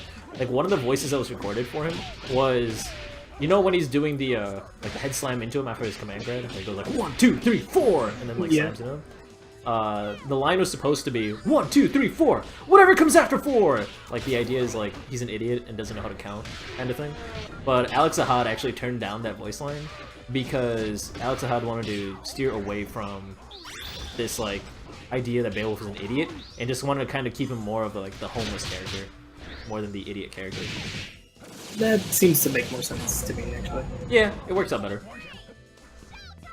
I mean, him being an idiot also kind of made sense because he was clearly being manipulated all the time.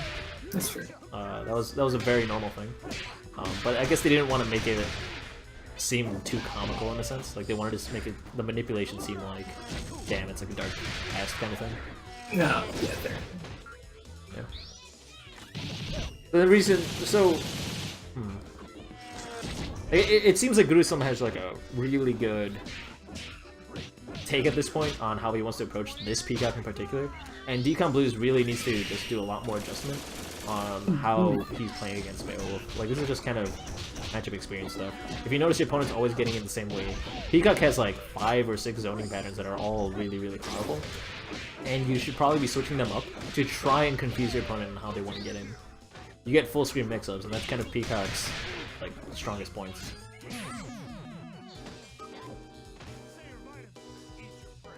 Yeah, that's unfortunate. It was so close that time too. One more hit confirm would have been nice. Very well played by these two players. Excellent set. Next up, we're going to move on to our intermediate bracket. We got Draco versus you. Now, Draco's an interesting case because they got like 60 hours in this game, but they have a lot of experience with other fighting games, so they're quite a talented player. You know that. Yeah. Picking up the game almost as fast as Abby did. Back in the day, back when Abby used to play with us. Abby, still to this day, has like 300 hours in this game. Yep. He's really, really good considering he has 300 hours. So we got Draco in here versus you. Where you at, you? I mean, we had a Draco, now they're gone. Yeah, rest in peace. Here in peace. Peace. Listen to the new Lupe. There's you. You in chat is Esperigo Lital, right? Yes. I have no idea what that means. It looks Portuguese, but I have no idea. Seems Portuguese to me. Is it actually Portuguese? Damn, I'm good. I'm cultured and shit. Yeah, it's a Dizzy. Hey. Dizzy! How's it going? Good to see you.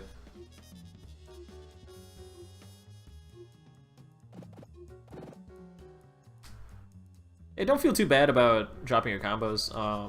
It happens to everyone. It happens to the best of us. It happens even in a high style of play. But it is a concern. Like, it's not something you can just dismiss from your mind. It's like, oh, this is normal.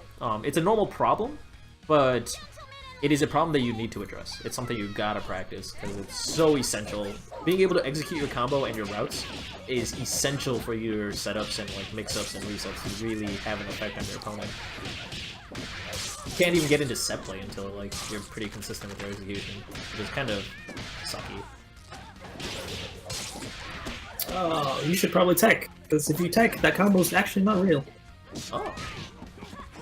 That was a blue OTG conversion? That was a blue OTG, yeah, which is not real. It wasn't real. Yeah. Whenever you see blue, so whenever your character lands, there's a thing called OTG. This is intermediate brackets. I don't feel too bad about talking about this.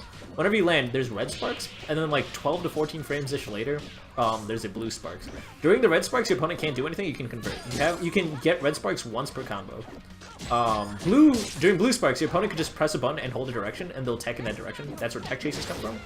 But in general, your opponent will just escape like that. There you go. That was a tech right there. Yeah, gotta watch the tier. Tier's scary like that. A very common way to avoid tier is people will do a tick throw, because while you're throwing, you're completely invulnerable. All right, do we got a mid screen? Or I mean, Nah. we don't have a double snap on that. Oh, no Also, grab. Okay. You keeps using Parasol Seer Shot as an excuse to get in when you really shouldn't be doing that, to be honest. It's just asking to get hurt. Kind of. I mean, it's good. It's definitely good. It's but good. I guess It's not like instant pressure. Yeah. The important thing is that Fortune has all the tools she needs to be able to get in on her own as is. With tier, you should be using it specifically in situations where you know Parasol will be safe. You can't use it in situations where you think she might get caught. And the reason for that is because a lot of Fortune pressure is just outrageously safe. So she is the best rushdown character in the game, probably.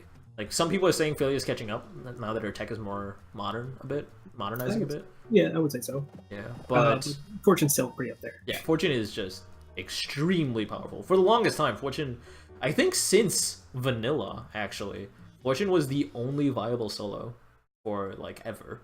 There's only like if you saw a solo player, it was a Fortune player. Gentlemen and ladies, it's showtime! Hey Windsor, how's it Wait, going? Fortune. It's a wing. Good to see you. Oh wow, interesting read on the throw. So interesting fact, if you get a counter hit with the throw, they actually can't tech the throw. I did not know that for the longest time. And also, if you get a counter hit with a hit grab, they can't shake it either, which is also very interesting. Because that means I can build a charge and a half on Squiggly if I get counter hit with Silver Cord. True. Getting caught by grabs, oh man. Alright, yeah. So there are two major ways to beat grabs. This should be kind of a beginner level thing, but like it's something you need to know. You can jump. Neutral jumping is in general the better tool because otherwise you can get mixed up with a low throw kind of thing. So jump forward or jump up, or you can just tech the grab. You have 13 frames after the grab starts and 7 frames before the grab starts to tech the throw.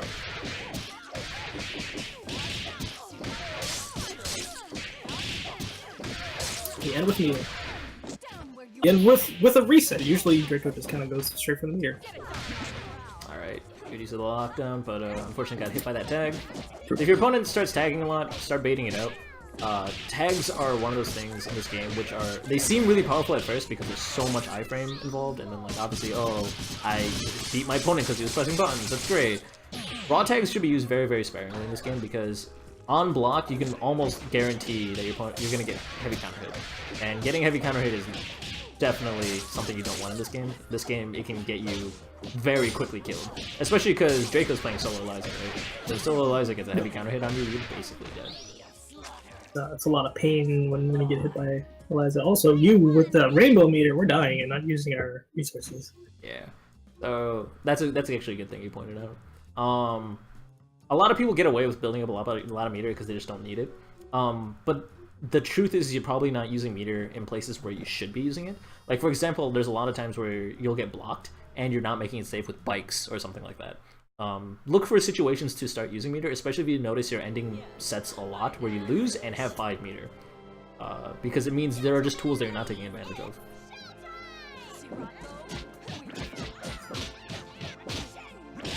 That slide, fortune slide, is not safe and totally possible. That was a frame trap right there. Got counter hit right out of that.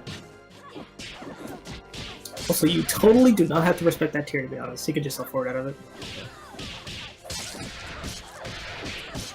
Okay, there we go, get some conversion. Something else I wanted to point out is I saw you go in to try and punish after a blocked heavy.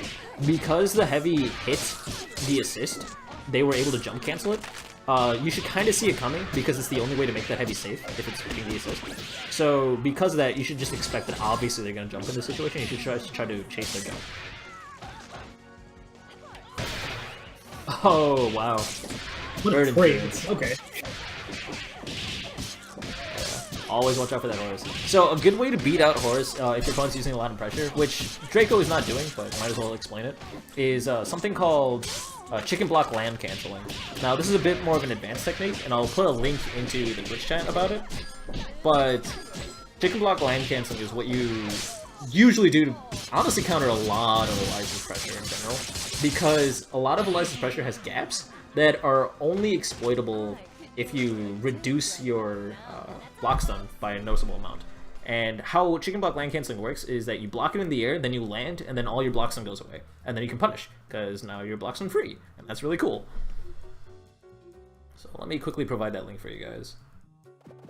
I'm new to SG, any beginner Eliza Bella tips? Bella, certainly the run stop thing, get used to that. Use all your command grabs, those are all really good options.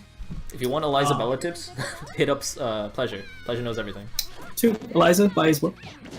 So first things first, before I even provide the link I just mentioned I'm going to give Draco this. Pleasure's Eliza guide, because Pleasure has turned Eliza into a complete science. Please take a look at that. And if you want tournament results behind Pleasure, Pleasure actually just won Salty last night. So shout out to him, congratulations. Super cool. Here's chicken cancel. Found it. There we go. Almost didn't reach self to max range, by the way. It's better to tell it was you, right? Just for making sure. Yes. Alright, cool.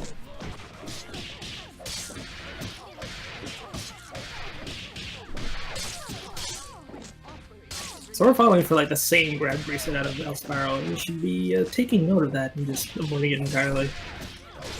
Both these players are just really pressing a lot of buttons. A lot of buttons. Yeah. So like the 6th time to fall for Albus. Yeah. So this is one of those things that I was talking about earlier, where like matchup things are not. It's not necessarily obvious unless you're fighting a character like Peacock, but matchup knowledge is extremely important in every scenario, and something to look out for when you're fighting Eliza's always going to cancel something with Albus. Like, that's such a very normal technique. And especially if you're just sitting on the ground and trying to zone out with Parasol, that's a problem. And Parasol has not that much mobility in general, so you'll notice a lot of Parasol's players will get caught by Albus. So if you're the Parasol player, expect your opponent to use Albus because they're expecting it to work on you. That's true. She has one of the best protections in the game, but like, she mostly relies on the ground game. It's like you can catch with Albus often. Because Eliza's usually either going to go with Albus or Horus. Yeah. And that was after the Grand Beta. Because remember how bad Albus used to be? I forgot Albus was a move for a long time. Jack. I would just walk backwards and walk out of the range of Albus. It was great. Unfortunately, yeah. So after the first hit of jab, you almost always want to go into standing medium kick. That's what's going to get you that reach you need to convert most of the time. Oh, went for a land cancel punish, but messed it up a little bit. Yeah. So I'm noticing a lot of your punishes, Draco, are a little bit slow. You're waiting a little bit too long before you reset. You can clean up the links between that and make it a lot tighter. Yu doesn't really, like, he doesn't really go for any IAD things, because he doesn't exactly know fortunes buttons like that, I would say. So you probably want to work on fortune pressure as well. Exactly what JP was saying. Her instant air dash is kind of like the fundamental core thing that makes Fortune a really powerful character. So try learning some like cross-ups with instant air dash, heavy punch, and like jumping heavy punch into instant air dash heavy punch is like B and B for her, basically. It kind of gets you everything you need. Also, you're using standing medium punch? No, standing... Is it standing heavy punch that you use? That is like the multi-hitting move? I don't know. The multi-hitting move for you? That's stand medium punch. Yeah.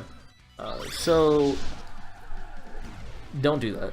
And a lot of that has to do with scaling. Damage scaling means you want to reduce the number of multi-hitting moves that are at the beginning of your combo. I'm going to post another video for that.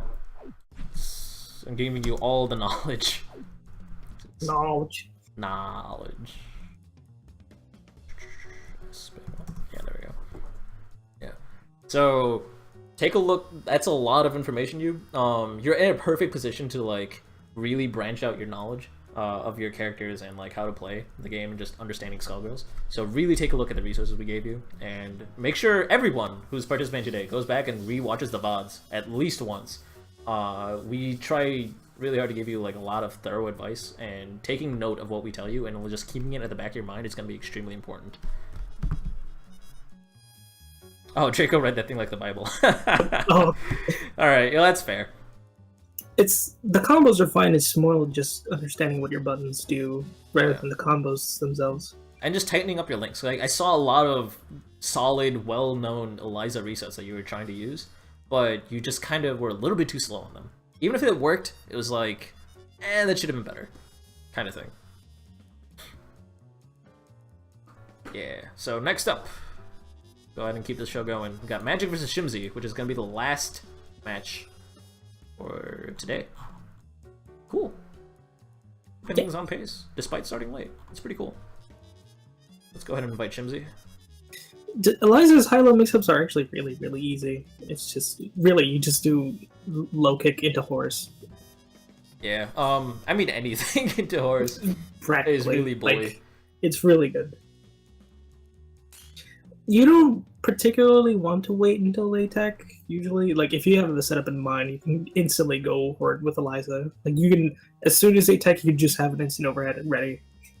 Yeah. She can do things really fast. That should be more of a adapting thing rather than a guaranteed thing. So what you're waiting for them to tech, but only bait out the tech if you think they're always teching, right?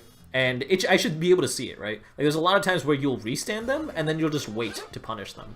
There's no reason for that. They can't tech out of a restand. Practically, yeah. So, and if you notice that they're teching all the time, that's when you should be starting to bait the tech. But you really don't need to. Otherwise. Parasol versus Parasol, this is one. Chair to stuff out the assist, good counter call. Very smart counter call. Counter calling assist is a very important technique that you gotta learn in this game. Like, if opponent calls out an assist, you really gotta stuff him somehow or another. This time using A-Train as a neutral tool instead of counter call. You can't counter call with A-Train. The only hit grab in the game that works against an assist is uncharged Silver Cord. Because for some reason everyone hates Quickly. You know. That was pretty killer. Yeah. Like, why does that move need to hit an assist? Because yes. Oh man. Oh, right, so the connection to these two players is not the cleanest, and that's unfortunate. Make sure both of you have paused the stream. Make sure you guys are playing on proper GGPO. Like, turn up the GGPO to, like, I don't know. You usually want 1 per every 80 with a maximum of 3 or 4. 4 is, like, the worst case scenario. You usually want to avoid that, honestly. It's true. Yeah. I usually run everything at 2, and I'm pretty alright. Make sure your mom's not watching Netflix, etc., etc. You know. Also, make sure you're playing on Ethernet. This is kind of a... When you're playing a fighting game, it's just basic decency to play on a wired connection. It's just respect for your opponent, honestly. That barrel. That barrel, yeah. Yeah. So there's not much we can tell you, because I am 99% sure that you guys are playing an unplayable connection. Oh, right. So every mistake you guys make is probably not something you would have made with the proper connection, is what I'm going to assume. Unfortunately. Also, just one thing about Parasol. If you're doing your combo and you're doing 2 hits of you're whiffing to stand hard punches, that's actually really unsafe. You just kind of want to cancel into tier as fast as possible. Yeah. There and oh, there's DP and nothing can convert because who can play in this connection? I've been kicked out. It's great. We might need to split up these two players into 2 separate brackets against the co-hosts. Depending on, let me check their pings and their locations, and based on that, we'll try to mix things up. Okey-doke. Let me see if I can even play with this controller. Yeah, welcome to Slideshows, girls. Pretty great. That's an arm. Had to go by Twitch because I've been kicked out of the thing. Don't worry, guys. This is a frame-by-frame gameplay analysis. It's great. It's fun. Oh wow, that Atron barely did not connect. Nice cancel into 360. That's a very, very smart thing to do. I don't like this frame. That was good. Also horrible, but still enjoyable. Yeah. Usually you want to E-break against an opponent until you realize that they're always jumping out of your pressure. If you've seen them back jumping out of your block string pressure, that's when you want to do like a delayed MA train or something like that.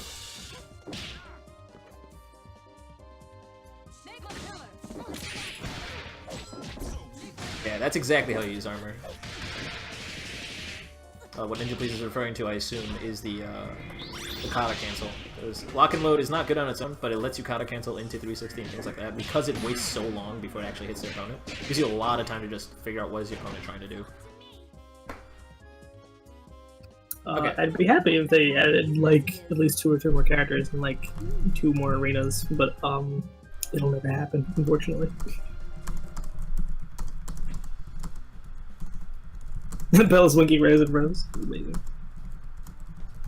Okay, so Shimzy has a good connection. Shimzy's NA. I'm gonna try and fight Magic because I tend to have a really good connection against the EU. I'll give it a shot. We're gonna split up this matchup.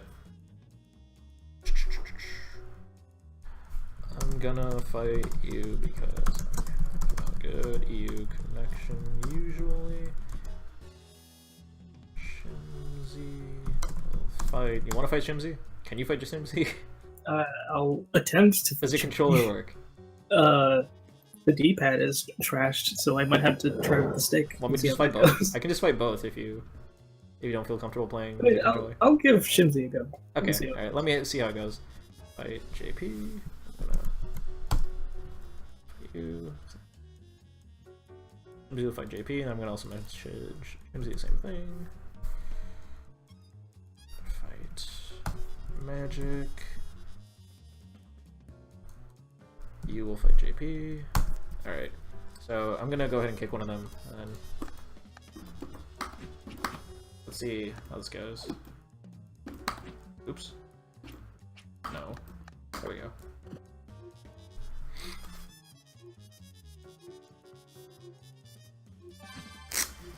Yeah, the connection seems to be a lot better already. Alright, so let's see how this goes.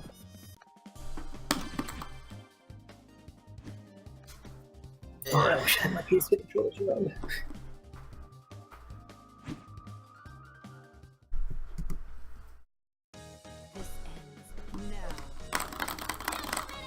See the round start. Probably gonna call Bayo. We called Bayo, yep. No problem, child. Okay. Again, 2 hits to stand hard punch on whiff is really a bad idea. You just want to cancel that indicator. I messed that up, so that's fine. That's fine.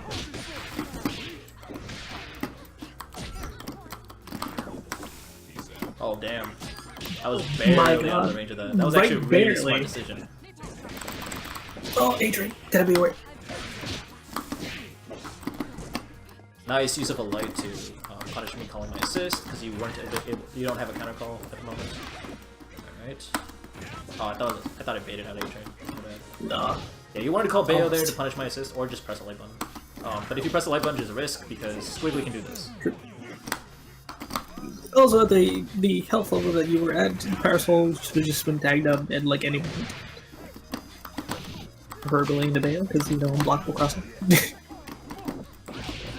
Nice hit. Oh, and you got the conversion. Nicely done. Oh, you jumped on the same side. Okay. Yeah, you can. You can do that, yes. Probably again. Almost again.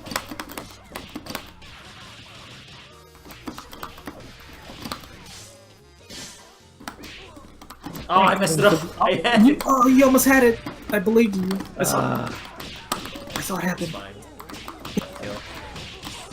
Alright, so now if I get 1 touch on your band, you die. Let me see if I get it. Oh, well, alright. Oh, well, never mind. Just grab one and kill him. It's fine. Alright, that's fine too. Oh, you know, another one. It's okay. Another grab. Nice. Good call. Oh my god, Harry, parries. The wizard. Okay. So now I can't TOD you. That would have been fun. That would have been interesting. Bullet.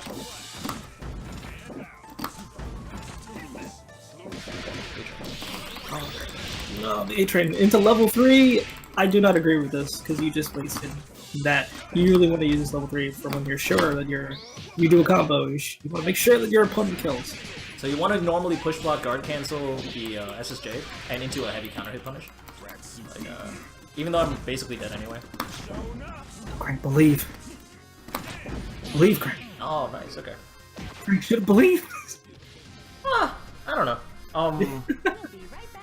I could have believed and like just what's it called? E-braked through the thing. But I thought if I just kept trying, I would win the rock paper scissors. I probably just shouldn't have played in the first place. Well, I mean, if you did, since you're doing John Stick, it was just in SSJ.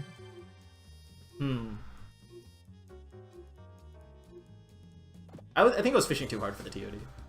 Probably. It's okay. Yeah. So once I lose Squiggly, I just kind of fall apart. No, she's not all dead. Yeah, I know, but like the emotional damage, man. It's So just... you gotta steal yourself. So. Right, don't dash forward. Alright, good. Smart. Backwards. Okay. Well, the most appropriate time to call A-Train. Did not expect you to get it. Also, we just kind of forgoed all sorts of tier pressure. Well, there's tier pressure now, but if you're gonna be like in Wrestle Space, a little more of the tiers as well. Let's grab. Oh, okay. Oh, that just kind of happened. Oh, that's not gonna work. That sucks. Close. Still be able to the kill pretty quickly at this point. Yeah, there we go. Yeah, there it goes. Oh, I don't have meter. birthday. So... Oh, you have no meter. That sucks. Oh, you didn't go for the second footstep. Okay. He didn't go, and that was actually punishable. So he didn't go for it.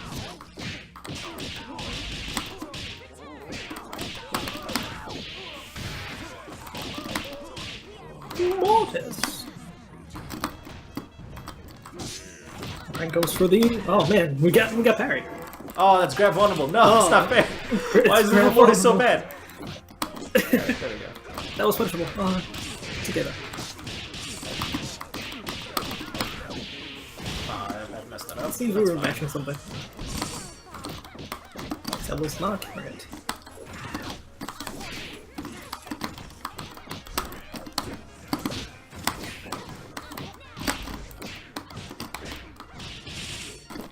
There it is, sort of. Oh, that works. It's fine. It's a bit of a scramble, but yeah. Yeah. I played really sloppily at the end, but that's fine. We're not in open mode yet.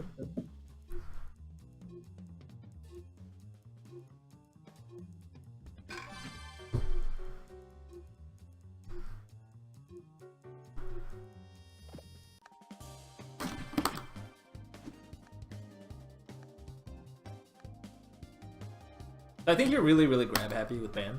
Something I should remind you about grabs is all command grabs besides squigglies for some reason scale to 55. All grabs otherwise scale to 50, which means you're heavily reducing your damage.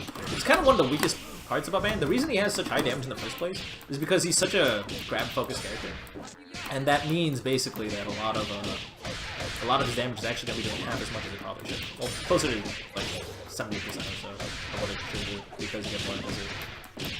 Okay. Bye, Dizzy!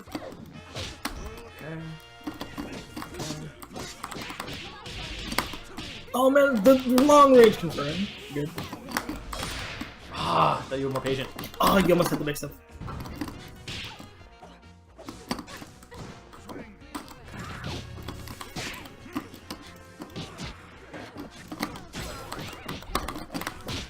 Just stop this. Oh, you had birthday there. No respect.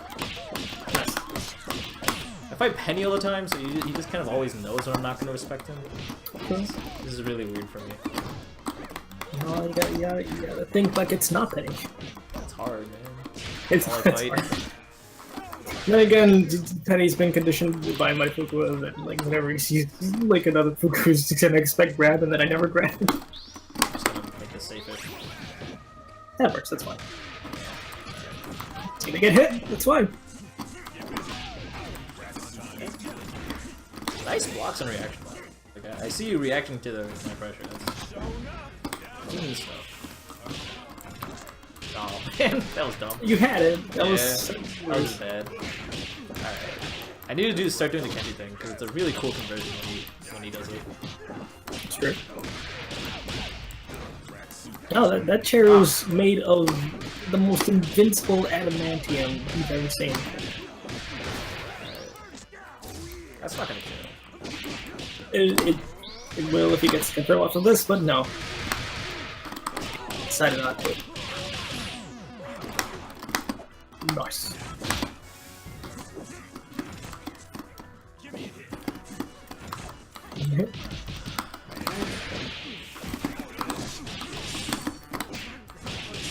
You had it. Nice, crush. And again. And again. And again. I learned that from Scott Whale. It's really mean. He does a better one. He has one where he can make it cross up and then same side again. It's really stupid. Oh, that's really dumb. Oh, yeah. Scott Whale knows everything anti-band. I can only assume he must really hate band. It's like I need a mix. I don't ever want to get caught by a band ever again. Yeah. Also, he's just really good with Squiggly in general. Yeah, it's true. It took me like 3 weeks to learn my optimal corner that I use with Brass. And I'm like, can you make this any better? And he's like, oh, I don't know. Here, show me the write-up for it. I gave him the combo, he got it on his third try. I'm like, what? What? Oh, Yeah. I forgot the H assist. I also just didn't think it would reach that far. But... Okay. Also, the 2 hits of the stand mini kick is not safe for Parasol. You gotta be like as soon as you can push block away, you should probably just stop pressing buttons because then you're just inviting them to punish you.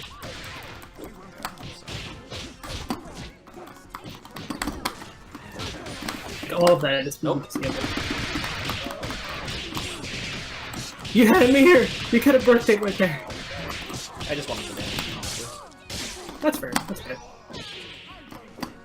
Wait, what? Oh wait, what? Why did That it? doesn't make sense. Why did it work? Why on did- Parasol? Okay, whatever. It should have. Really strange.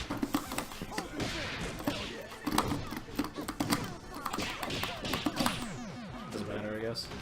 That It's sucks. fine.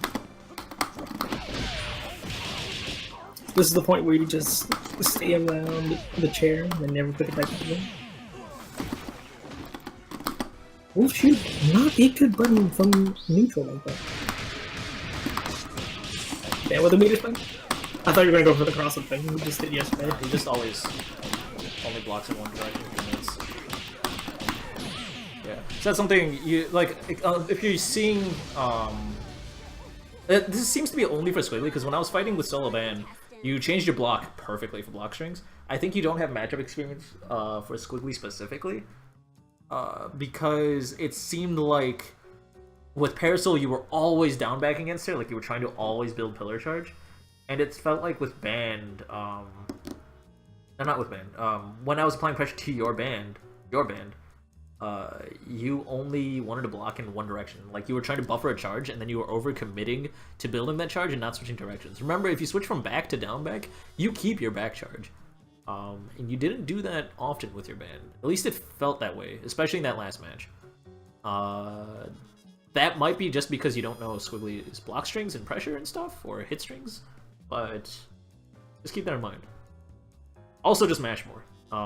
Just if you can mash out of everything that Squiggly does. She has... I've been digging for a meterless, unmashable vortex, and I only found one like 3 days ago. Like, I don't think anyone has one that's like truly unmashable. The closest one is Nephros. Nephros has a vortex with her fastfall setup. I use a Gravedigger loop setup that I'm slowly trying to master because I insist that Squiggly can be good, but she's missing a few fundamental things, and if I discover those few fundamental things, then I can make that work. Why did I leave the lobby? Because that was our last. That was not our last matchup. We have one No, more. no, I totally forgot. Let me join JP real fast and then invite JP. Also kind of helped Crank optimize that with like 3 other more routes, so... Yeah. Thank you for that, JP. Combine the bodies with the fastball shenanigans. So... It reminded me a lot of Fuqua things. Just like, oh, you're gonna do all this shenanigans, doesn't make sense.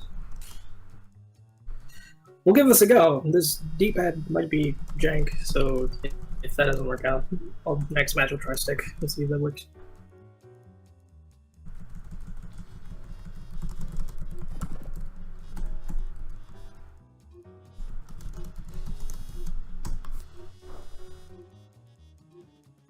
I think I just like tore away my down and down back and back, but like directions on the D-pad. Like, is your D-pad just like cracked? Like, I don't understand how bad this could be.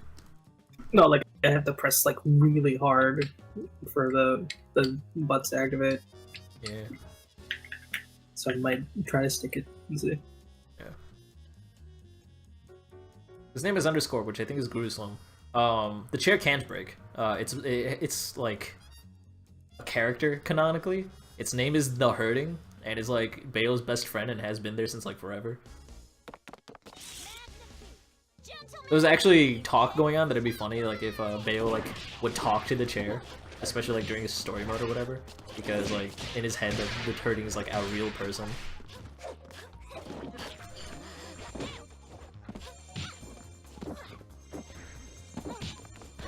Chair-chan has a name, yeah, it's The Hurting.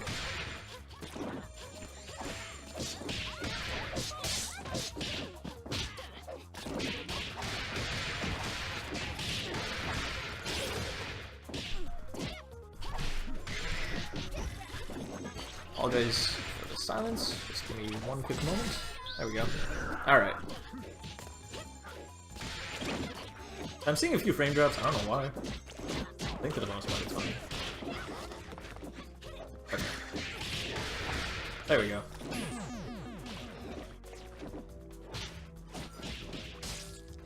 Okay. I think crouching hard punch is minus on block. Not by much though. You can usually use Luger to make it safe-ish. That's usually a good idea. Or if you really want to trick people, you can use Silly Slide. Good old frame trap. Yeah, that light DP for double has iframe, so be careful. Not, I mean, you play double, so you probably already know that, but be careful. Watch out for that bait out the assist call. Try to get a double snap.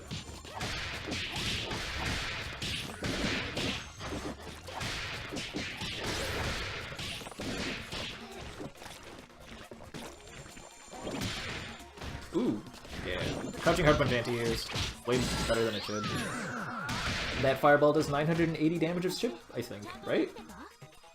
Did they nerf it? It used to be like 1100, and then they nerfed it to 980 or something. Yep. Yeah. Still really good though. The stick might be a little awkward, but it's manageable. All doubles color paths are designed to make it even harder to tell what she's doing. I swear.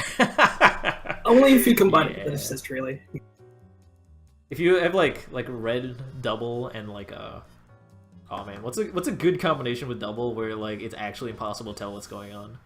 There are a few, like the completely red ink Fuqua with a red double. Are you using that team right now? I hope not. Oh my god. Ah, okay, it's not the same, but it's there's a couple of combinations of colors that are just actually stupid, where you actually cannot tell what's going on. There's a pro player who actually takes advantage of that. The double rainbow color will give you glaucoma. That's a thing. Monster to make it safe-ish. Remember that if he uses Cilia Slide from maximum or minimum space from you, then he'll cancel into monster, but that's not safe. You can punish it with any 6-frame jab or even a throw sometimes. Like that did not look safe. That was safe-ish probably, but not like super safe.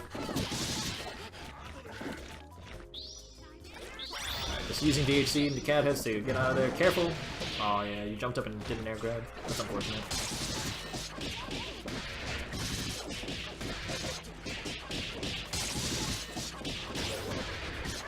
So double gets a free vortex with an assist because flesh step. Basically, exactly what JP's doing is probably what you want to be doing with your character similarly.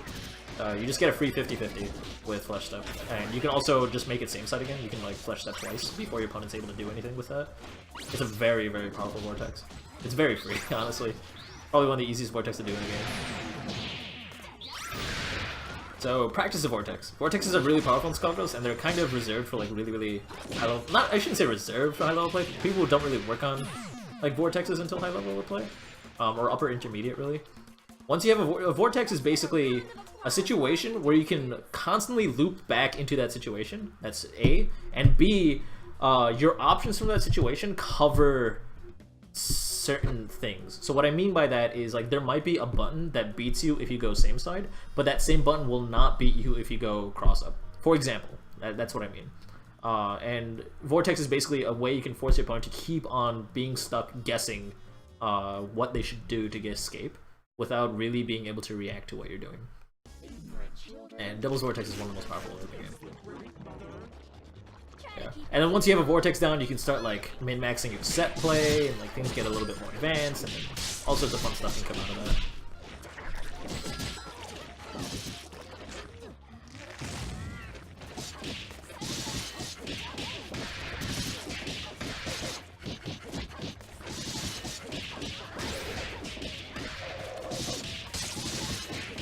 Yeah, that's the good old blender. There's not much I can tell you about that. You just kind of got Skullgirls.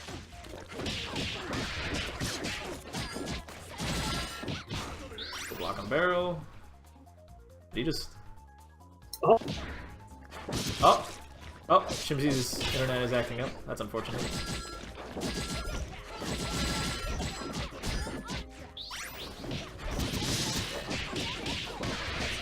So, something else you can look into, I mean, I think you're trying to PvGC, at least a little bit. You might want to replay this very slowly. This is kind of what you have to do against like situations where you're just getting blended like this. Play back slowly and look at situations where you blocked, and at what part would you have had to start your push block so that you can punish it with the PvGC. Like, when were they vulnerable where you were still in blocks and couldn't punish? Digging for a situation where you can take advantage of PvGC is kind of a difficult analysis that you can do, But when you practice that in the lab, it's gonna make sure that you're gonna build this instinct to always PPGC at the right time and always punish that specific setup. And that's very, very useful. For a lot of people who don't know this, you can record multiple setups for your opponent's character in a lab, in like the training mode, and then you can have it play back at random. So you can practice like PPGCing at different points on reaction based on what setup you think your opponent's doing.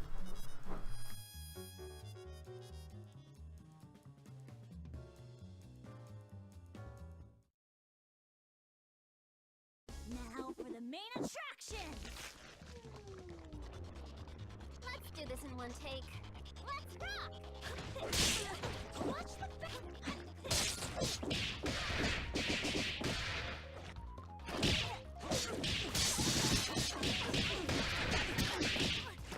Alright, line cancel punish, smart blocks. Oh, good job blocking that cross up. Alright, so you could have actually just pressed standing light punch there and you would have punished. Unfortunately got counter hit there. Tried to mash out. Oh, gets hit anyway. Parry to the corner of the cat heads. Unfortunately fell out. Keep it going. Good blocks, get the counter hit. Alright, so you got a medium counter hit there. Practice the timing on that. You can, after a block or whatever, you can guarantee a heavy counter hit. That's if they know DHC. Yeah, calling Bella a little bit too much, I guess. Yeah, good old tick throws. That happens. And cancel punish with the throw. That's a frame trap throw, you just have to be holding up or ready to attack in that situation. That's really tricky. Bella does, or not, sorry, Double doesn't have an air super or anything to really exploit that. You might be able to get away with like punishing with, I don't know, some sort of fridge or something. Or like, what's it called? Flipping the bird.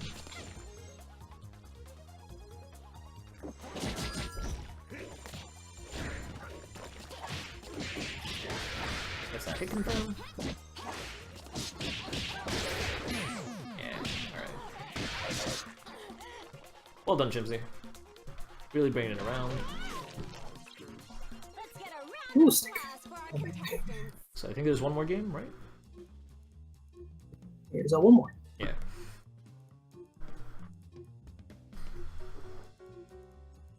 Oh, did Lemon ask a question? Does anyone here play Val? Fedora Ninja, look for that dude. He plays Val. He's really, really good. He knows everything about Val. Ninja Please plays Val. Ninja Please is pretty good. Definitely hit up that guy. He's already responding to you in chat, so that's kind of cool. I recommend if you want to learn a lot about Val, look up Outlaw Spike and just watch his VODs.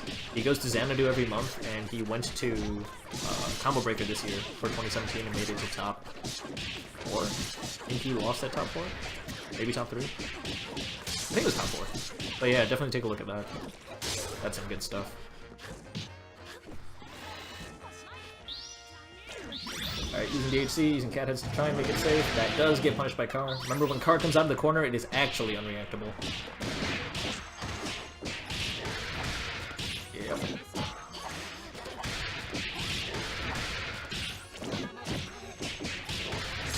Good stuff. So there's a lot of situations where JP is frame trapping you, so you're pressing buttons at just all the wrong times. I mean, it's not as bad as I made that sound. You're not pressing buttons at all the wrong times, but there's a lot of situations where it feels like you can press a button, and you're just trying to press a button because like you're trying to feel out, like, hey, maybe I can break out of here. But it's just not one of those situations. Like, you just really got to look for those gaps. Just from blocking strings and just like watching your opponent's pressure, and just familiarity with Fukua's pressure in general, is how you're gonna find out what are gaps that you can actually press jab in. Most of the time, you're not going to find a single gap where you can do that. But if you respect your opponent too much, they might start showing those kind of gaps. That's 5 games. We counted the first one that you guys fought against each other. We played 4 more after that for each of you. Yep, Do you have time for open lobby, or do you want to call it? I have time. I'm okay with it. So let's go ahead and do some open lobby shenanigans. Why not? I want to keep playing a little bit more before I call it a day. Just for this is the good old shenanigans. Ladies and gentlemen, thank you so much for joining us. That was Skullgirls Get Great. Please be sure to come back next week. I want to see how much you guys improve. If you guys need any advice or information, make sure you watch the VODs first of all. But second of all, please join our Discord. Like, it's not like we're desperate for more members or anything. We got too many members, honestly. But we really think that when you personally interact with us and ask us questions directly there, that's when you're gonna start really having a good understanding of the game. So I really welcome you guys all to our Discord, just so you can always ask a question immediately as soon as it pops up, anytime you're curious about something. And yeah, let's go ahead and get to open lobby. Let's do a thing.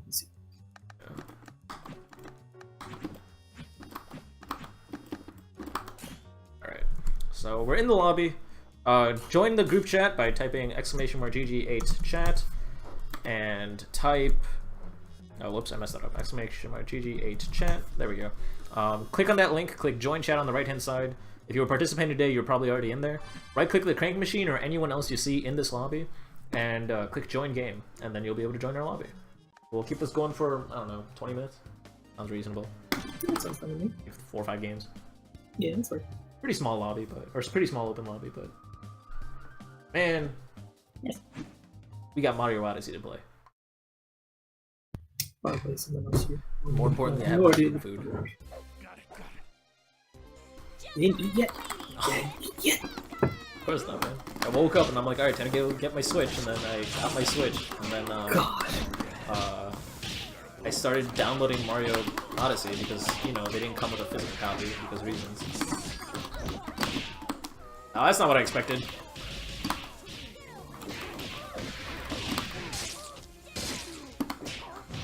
No. You almost had it. Try again. Seemed like a bit of a mash there. There we go. Oh, I got a counter hit. Sort of. So that's fine. If It's you an want to make it a unmatchable little more vortex, so I don't consistent, care. if you want to make it more consistent, you have to dash. You have to do a fucking micro Micro dash dash before jumping. hop. Yeah. So you can get the momentum. Yeah, yeah, you might be right. I was able, it's super consistent against Fortune. I was able to get cross up more often than I was able to get same side against Fortune. It was actually harder to get same side. But that's unmatchable. It's also dodges most air supers. It might be able to get, what's it called? Painwheel might be able to catch her because Painwheel starts behind her. Yeah, true. But I can also go into fastball setups with it and cross up with it. All sorts of fun stuff. It's a 50-50 at the very least, and it's unmatchable, so that's nice. I'm really happy I found that. Go. And then JP made it better with the fastball shenanigans. Now I can get a 33, 32, 33. Yeah. I mean, yeah, basically. See how Deacon deals with this press. At the same time, good. Nope, don't do that. Gotta block the ban. Also, you cannot do sweep like that and just willy-nilly. This man is experienced. He's fought so many people. Oh, I don't have meter. No. You do not have meter. No. I think that's one of your bigger problems, Crank. Where you're not looking at your meter gains. I mean, my problem is I don't have stamina. I just start falling asleep after a while. Oh, Because like, can't fall asleep. it's like my first 20 games or so, I'll have a perfect eye on meter, health, etc. I'll like be doing like calculations in my head on like how many more hits I need to like get a hit. Which is why you'll notice like if I win one of the first few games, it'll always be by like the last hit. But like after 20 games, I just lose my mind. I just lose my ability to control my brain. You gotta get control of your brain. Yeah. It's something I just gotta practice. I think a lot of it came from the fact that I was just very okay with autopiloting in the past. So I just kind of gotta get past that.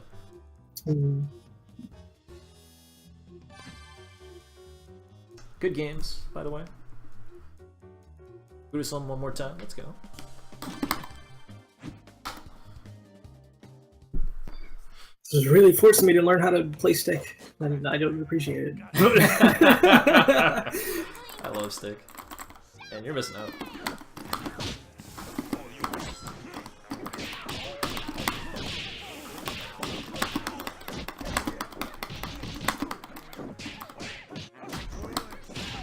that's why I was weak. I don't actually have charge. I didn't realize. There we go.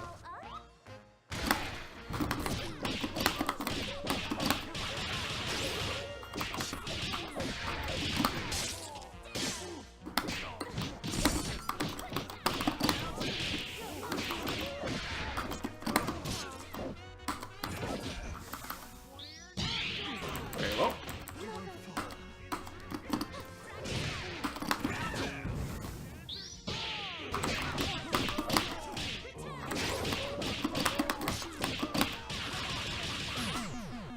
See? So, Last it.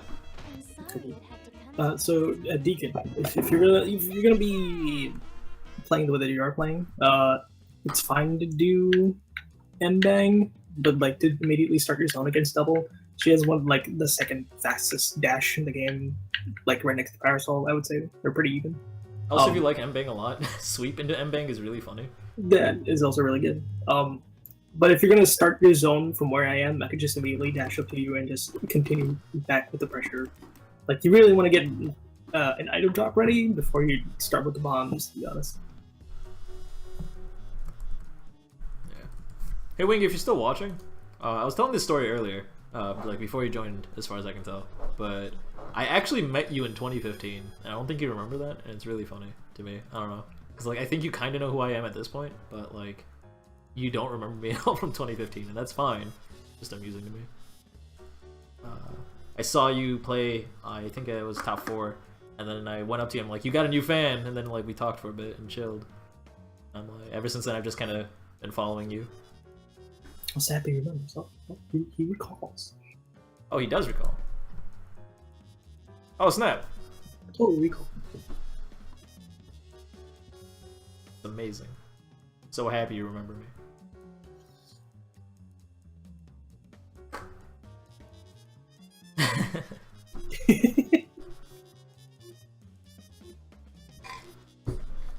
"2015 was a wild time. There's all sorts of weird stuff that happened." An interesting, very interesting time. Was that the year the Tomer shoes thing happened? Tomer tying his Yes. laces? Yeah. Yes, indeed.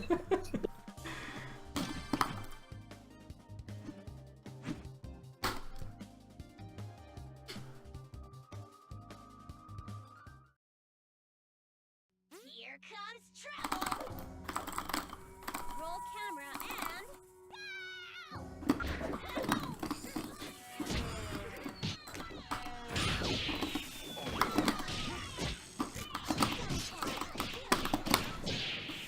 Oh, I messed it up.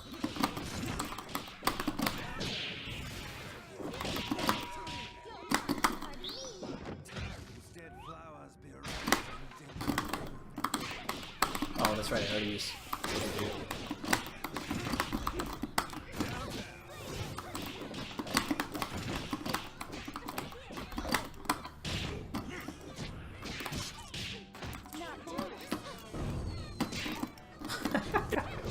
Well, I mean, remember when you told me about not using right stick assist and to focus on button dashing? What we saying? Remember when you were berating me for using right stick assist and macroing a button dash? Was I berating you? I think I berated everybody. I think Yeah, macros are just... There are very specific situations where macros are usable, but a lot of people just use macros for, like, assist calling or some crap like that, or, like, standstill buttons and things like that. Like, Well, why? not standstill, Like, you don't need that. So this is like forcing me to button dash. Yeah. Like, I mean... Like, Silktail's setups are probably need a lot of work, but he does have a really interesting use of the macro button, because there's a certain combination of button you can press to like do really strange option selects that aren't like easily possible without that macro. Like they require like a lot of luck for everything to go the right way, you know? That's true. Those situations are like, okay, I respect that you're using a macro there. But like anytime where you can just get away with pressing 3 buttons at the same time or something stupid like that, I'm just like, you don't need a macro for that. Also, why does your game have a situation where you're pressing 3 buttons at the same time? That should not exist. I'm looking at you, JoJo. How dare you. Nice! Chicken block land cancel right there. Getting caught low, though.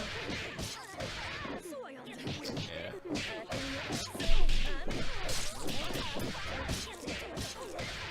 And you only see people once a year. Yeah, I respect that. I can barely remember people I've talked to yesterday, so that's totally understandable.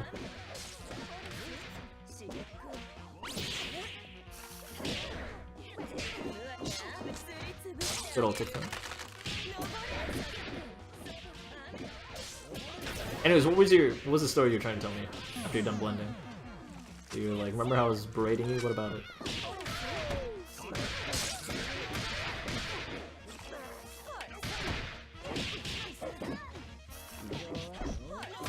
I think in that situation you had to use standing hard punch trigger.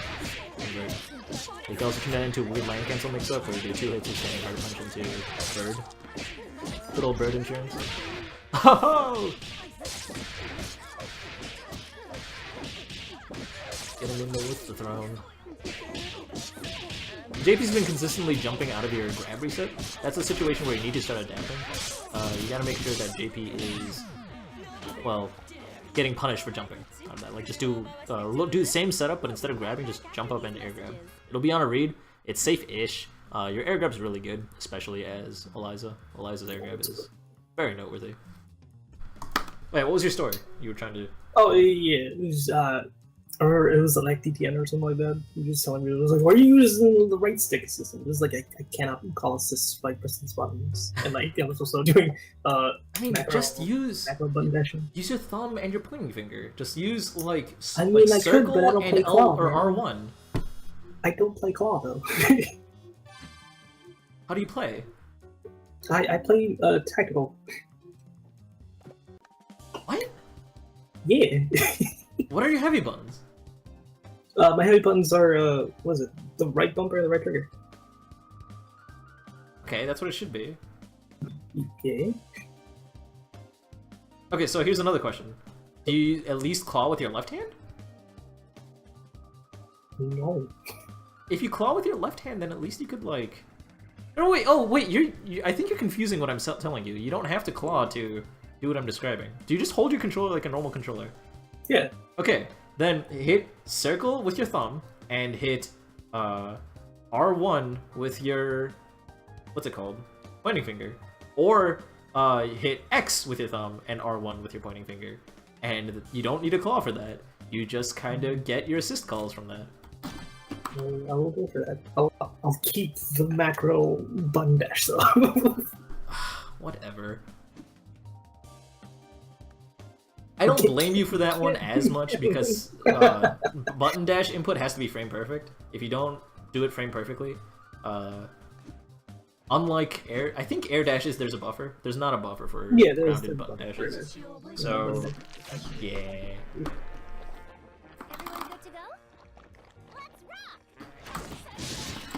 Okay. Okay.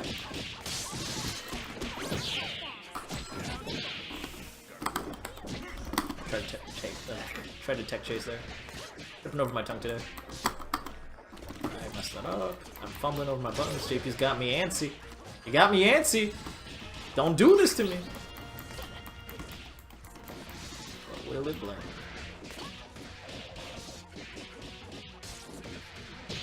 Car super. No DXC needed. They got a raw tag. No. Alright, fine.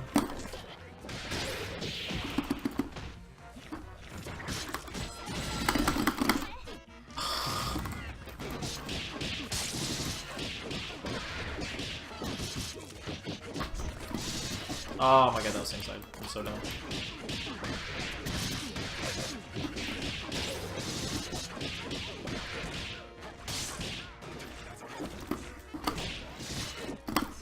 Oh,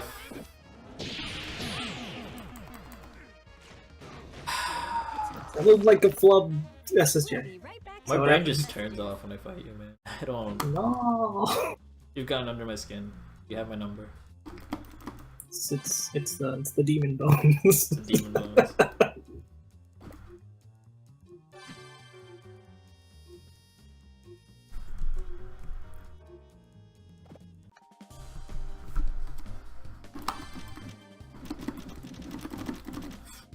Yeah, let's see if I can get past your pressure. Just quickly. I believe you do. ready? Tally-ho!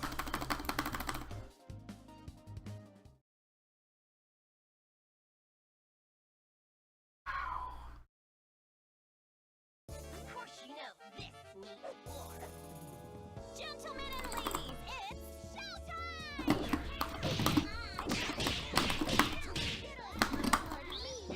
Hop on by.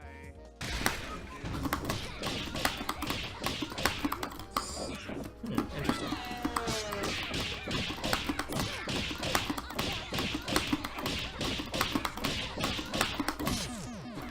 American resets, boys. Uh-oh.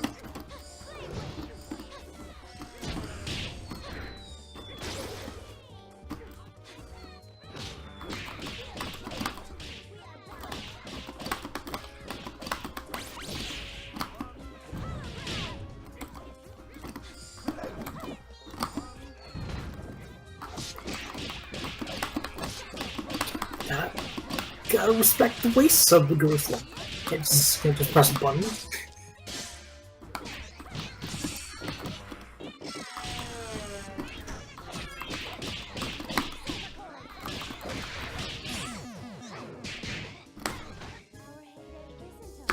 We're just getting started. Now you're playing with power. How was this all squiggly? What about Squiggly? How was it? Oh, how was what? The match. Oh, it was fine. Yeah, once I got in, Peacock couldn't escape. As usual. You know, It is what it is. needs more teleport. Yeah, but like, if I'm in their face, like, they only get so much distance on their teleport, right? And Yeah, true. standing heavy punch is one of those magical buttons that autocorrects constantly.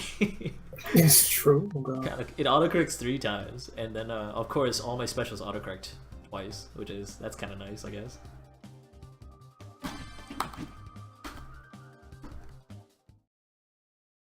I am 287 pounds of folded Or maybe autocorrects, standing heavy punch might autocorrect twice also only. Like, it's still really dumb. You should never do that.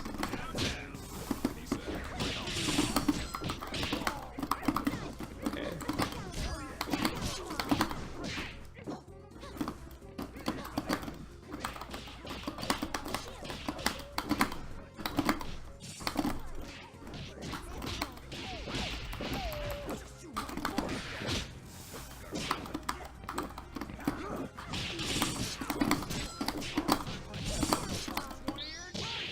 Okay.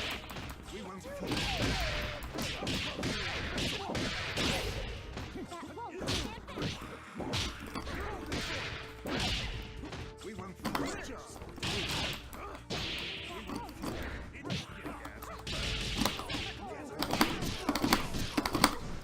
Damn it.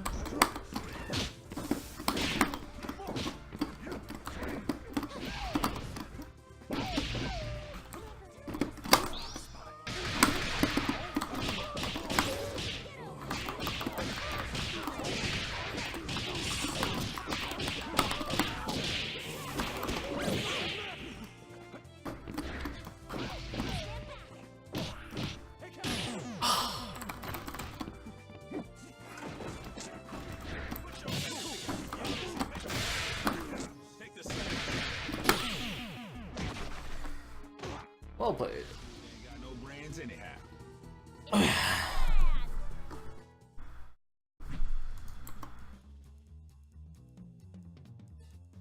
Alright, let's get one more game in, I guess. This week sucks. How's that? What's wrong with it? This week is just meh. Yeah, this week is it's been tough for me, I guess. I don't know. It's been weird.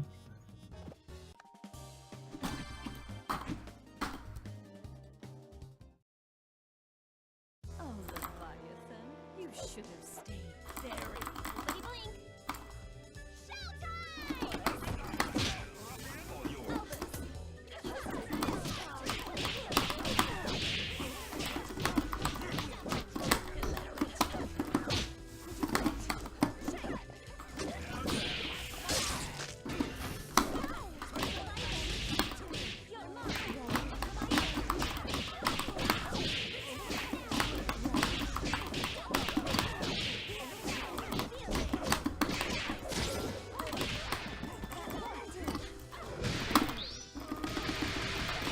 Well, my game just broke. Okay. Your game just broke?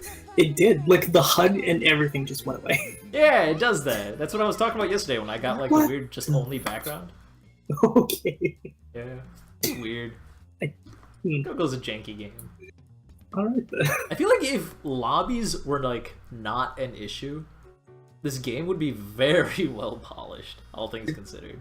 I think so too. There's a couple of weird exchanges where like player one has an advantage because they can go an extra pixel further, which allows Beowulf to do a specific cross up on one side of the screen only.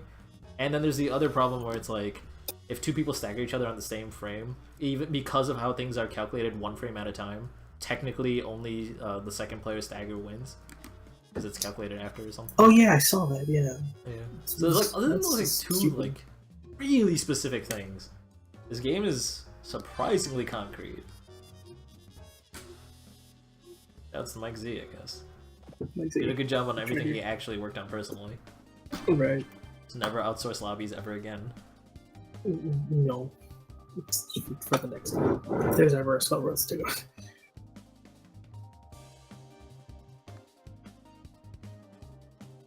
A lot of people are just like, oh, alright, cool, so this game's done. When's Skullgirls 2? I'm just like, man, this game's good. Let it rock. This game's meta has not stabilized at all. No. Like- It's constantly changed throughout the years. Yeah, give it a couple of years, honestly. Like, let this game stabilize before there's another. Like, let it rock. I think it's like another 6 years.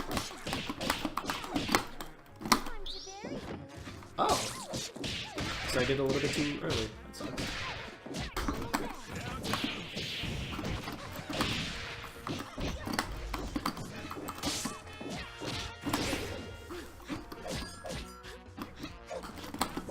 I probably shouldn't mess around as much. Yeah, especially after that one. No, oh, I'm very broke. I guess just all before that. Oh, okay. Whoa, alright. Well, can't exactly stand still in that kind of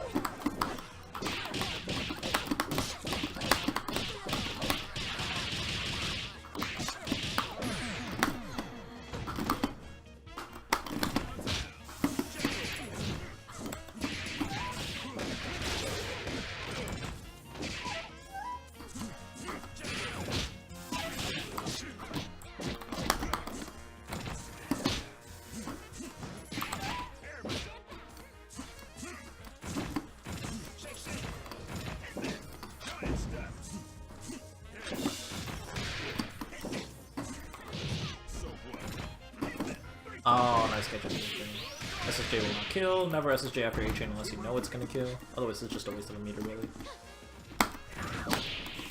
There we go.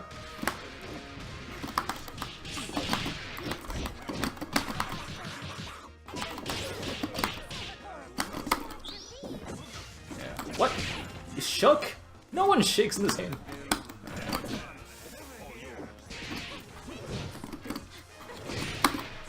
Oh, SBO came in. That's weird.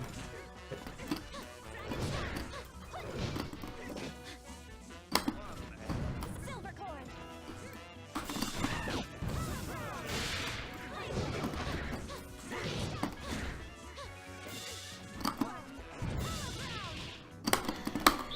Oh, that sucks.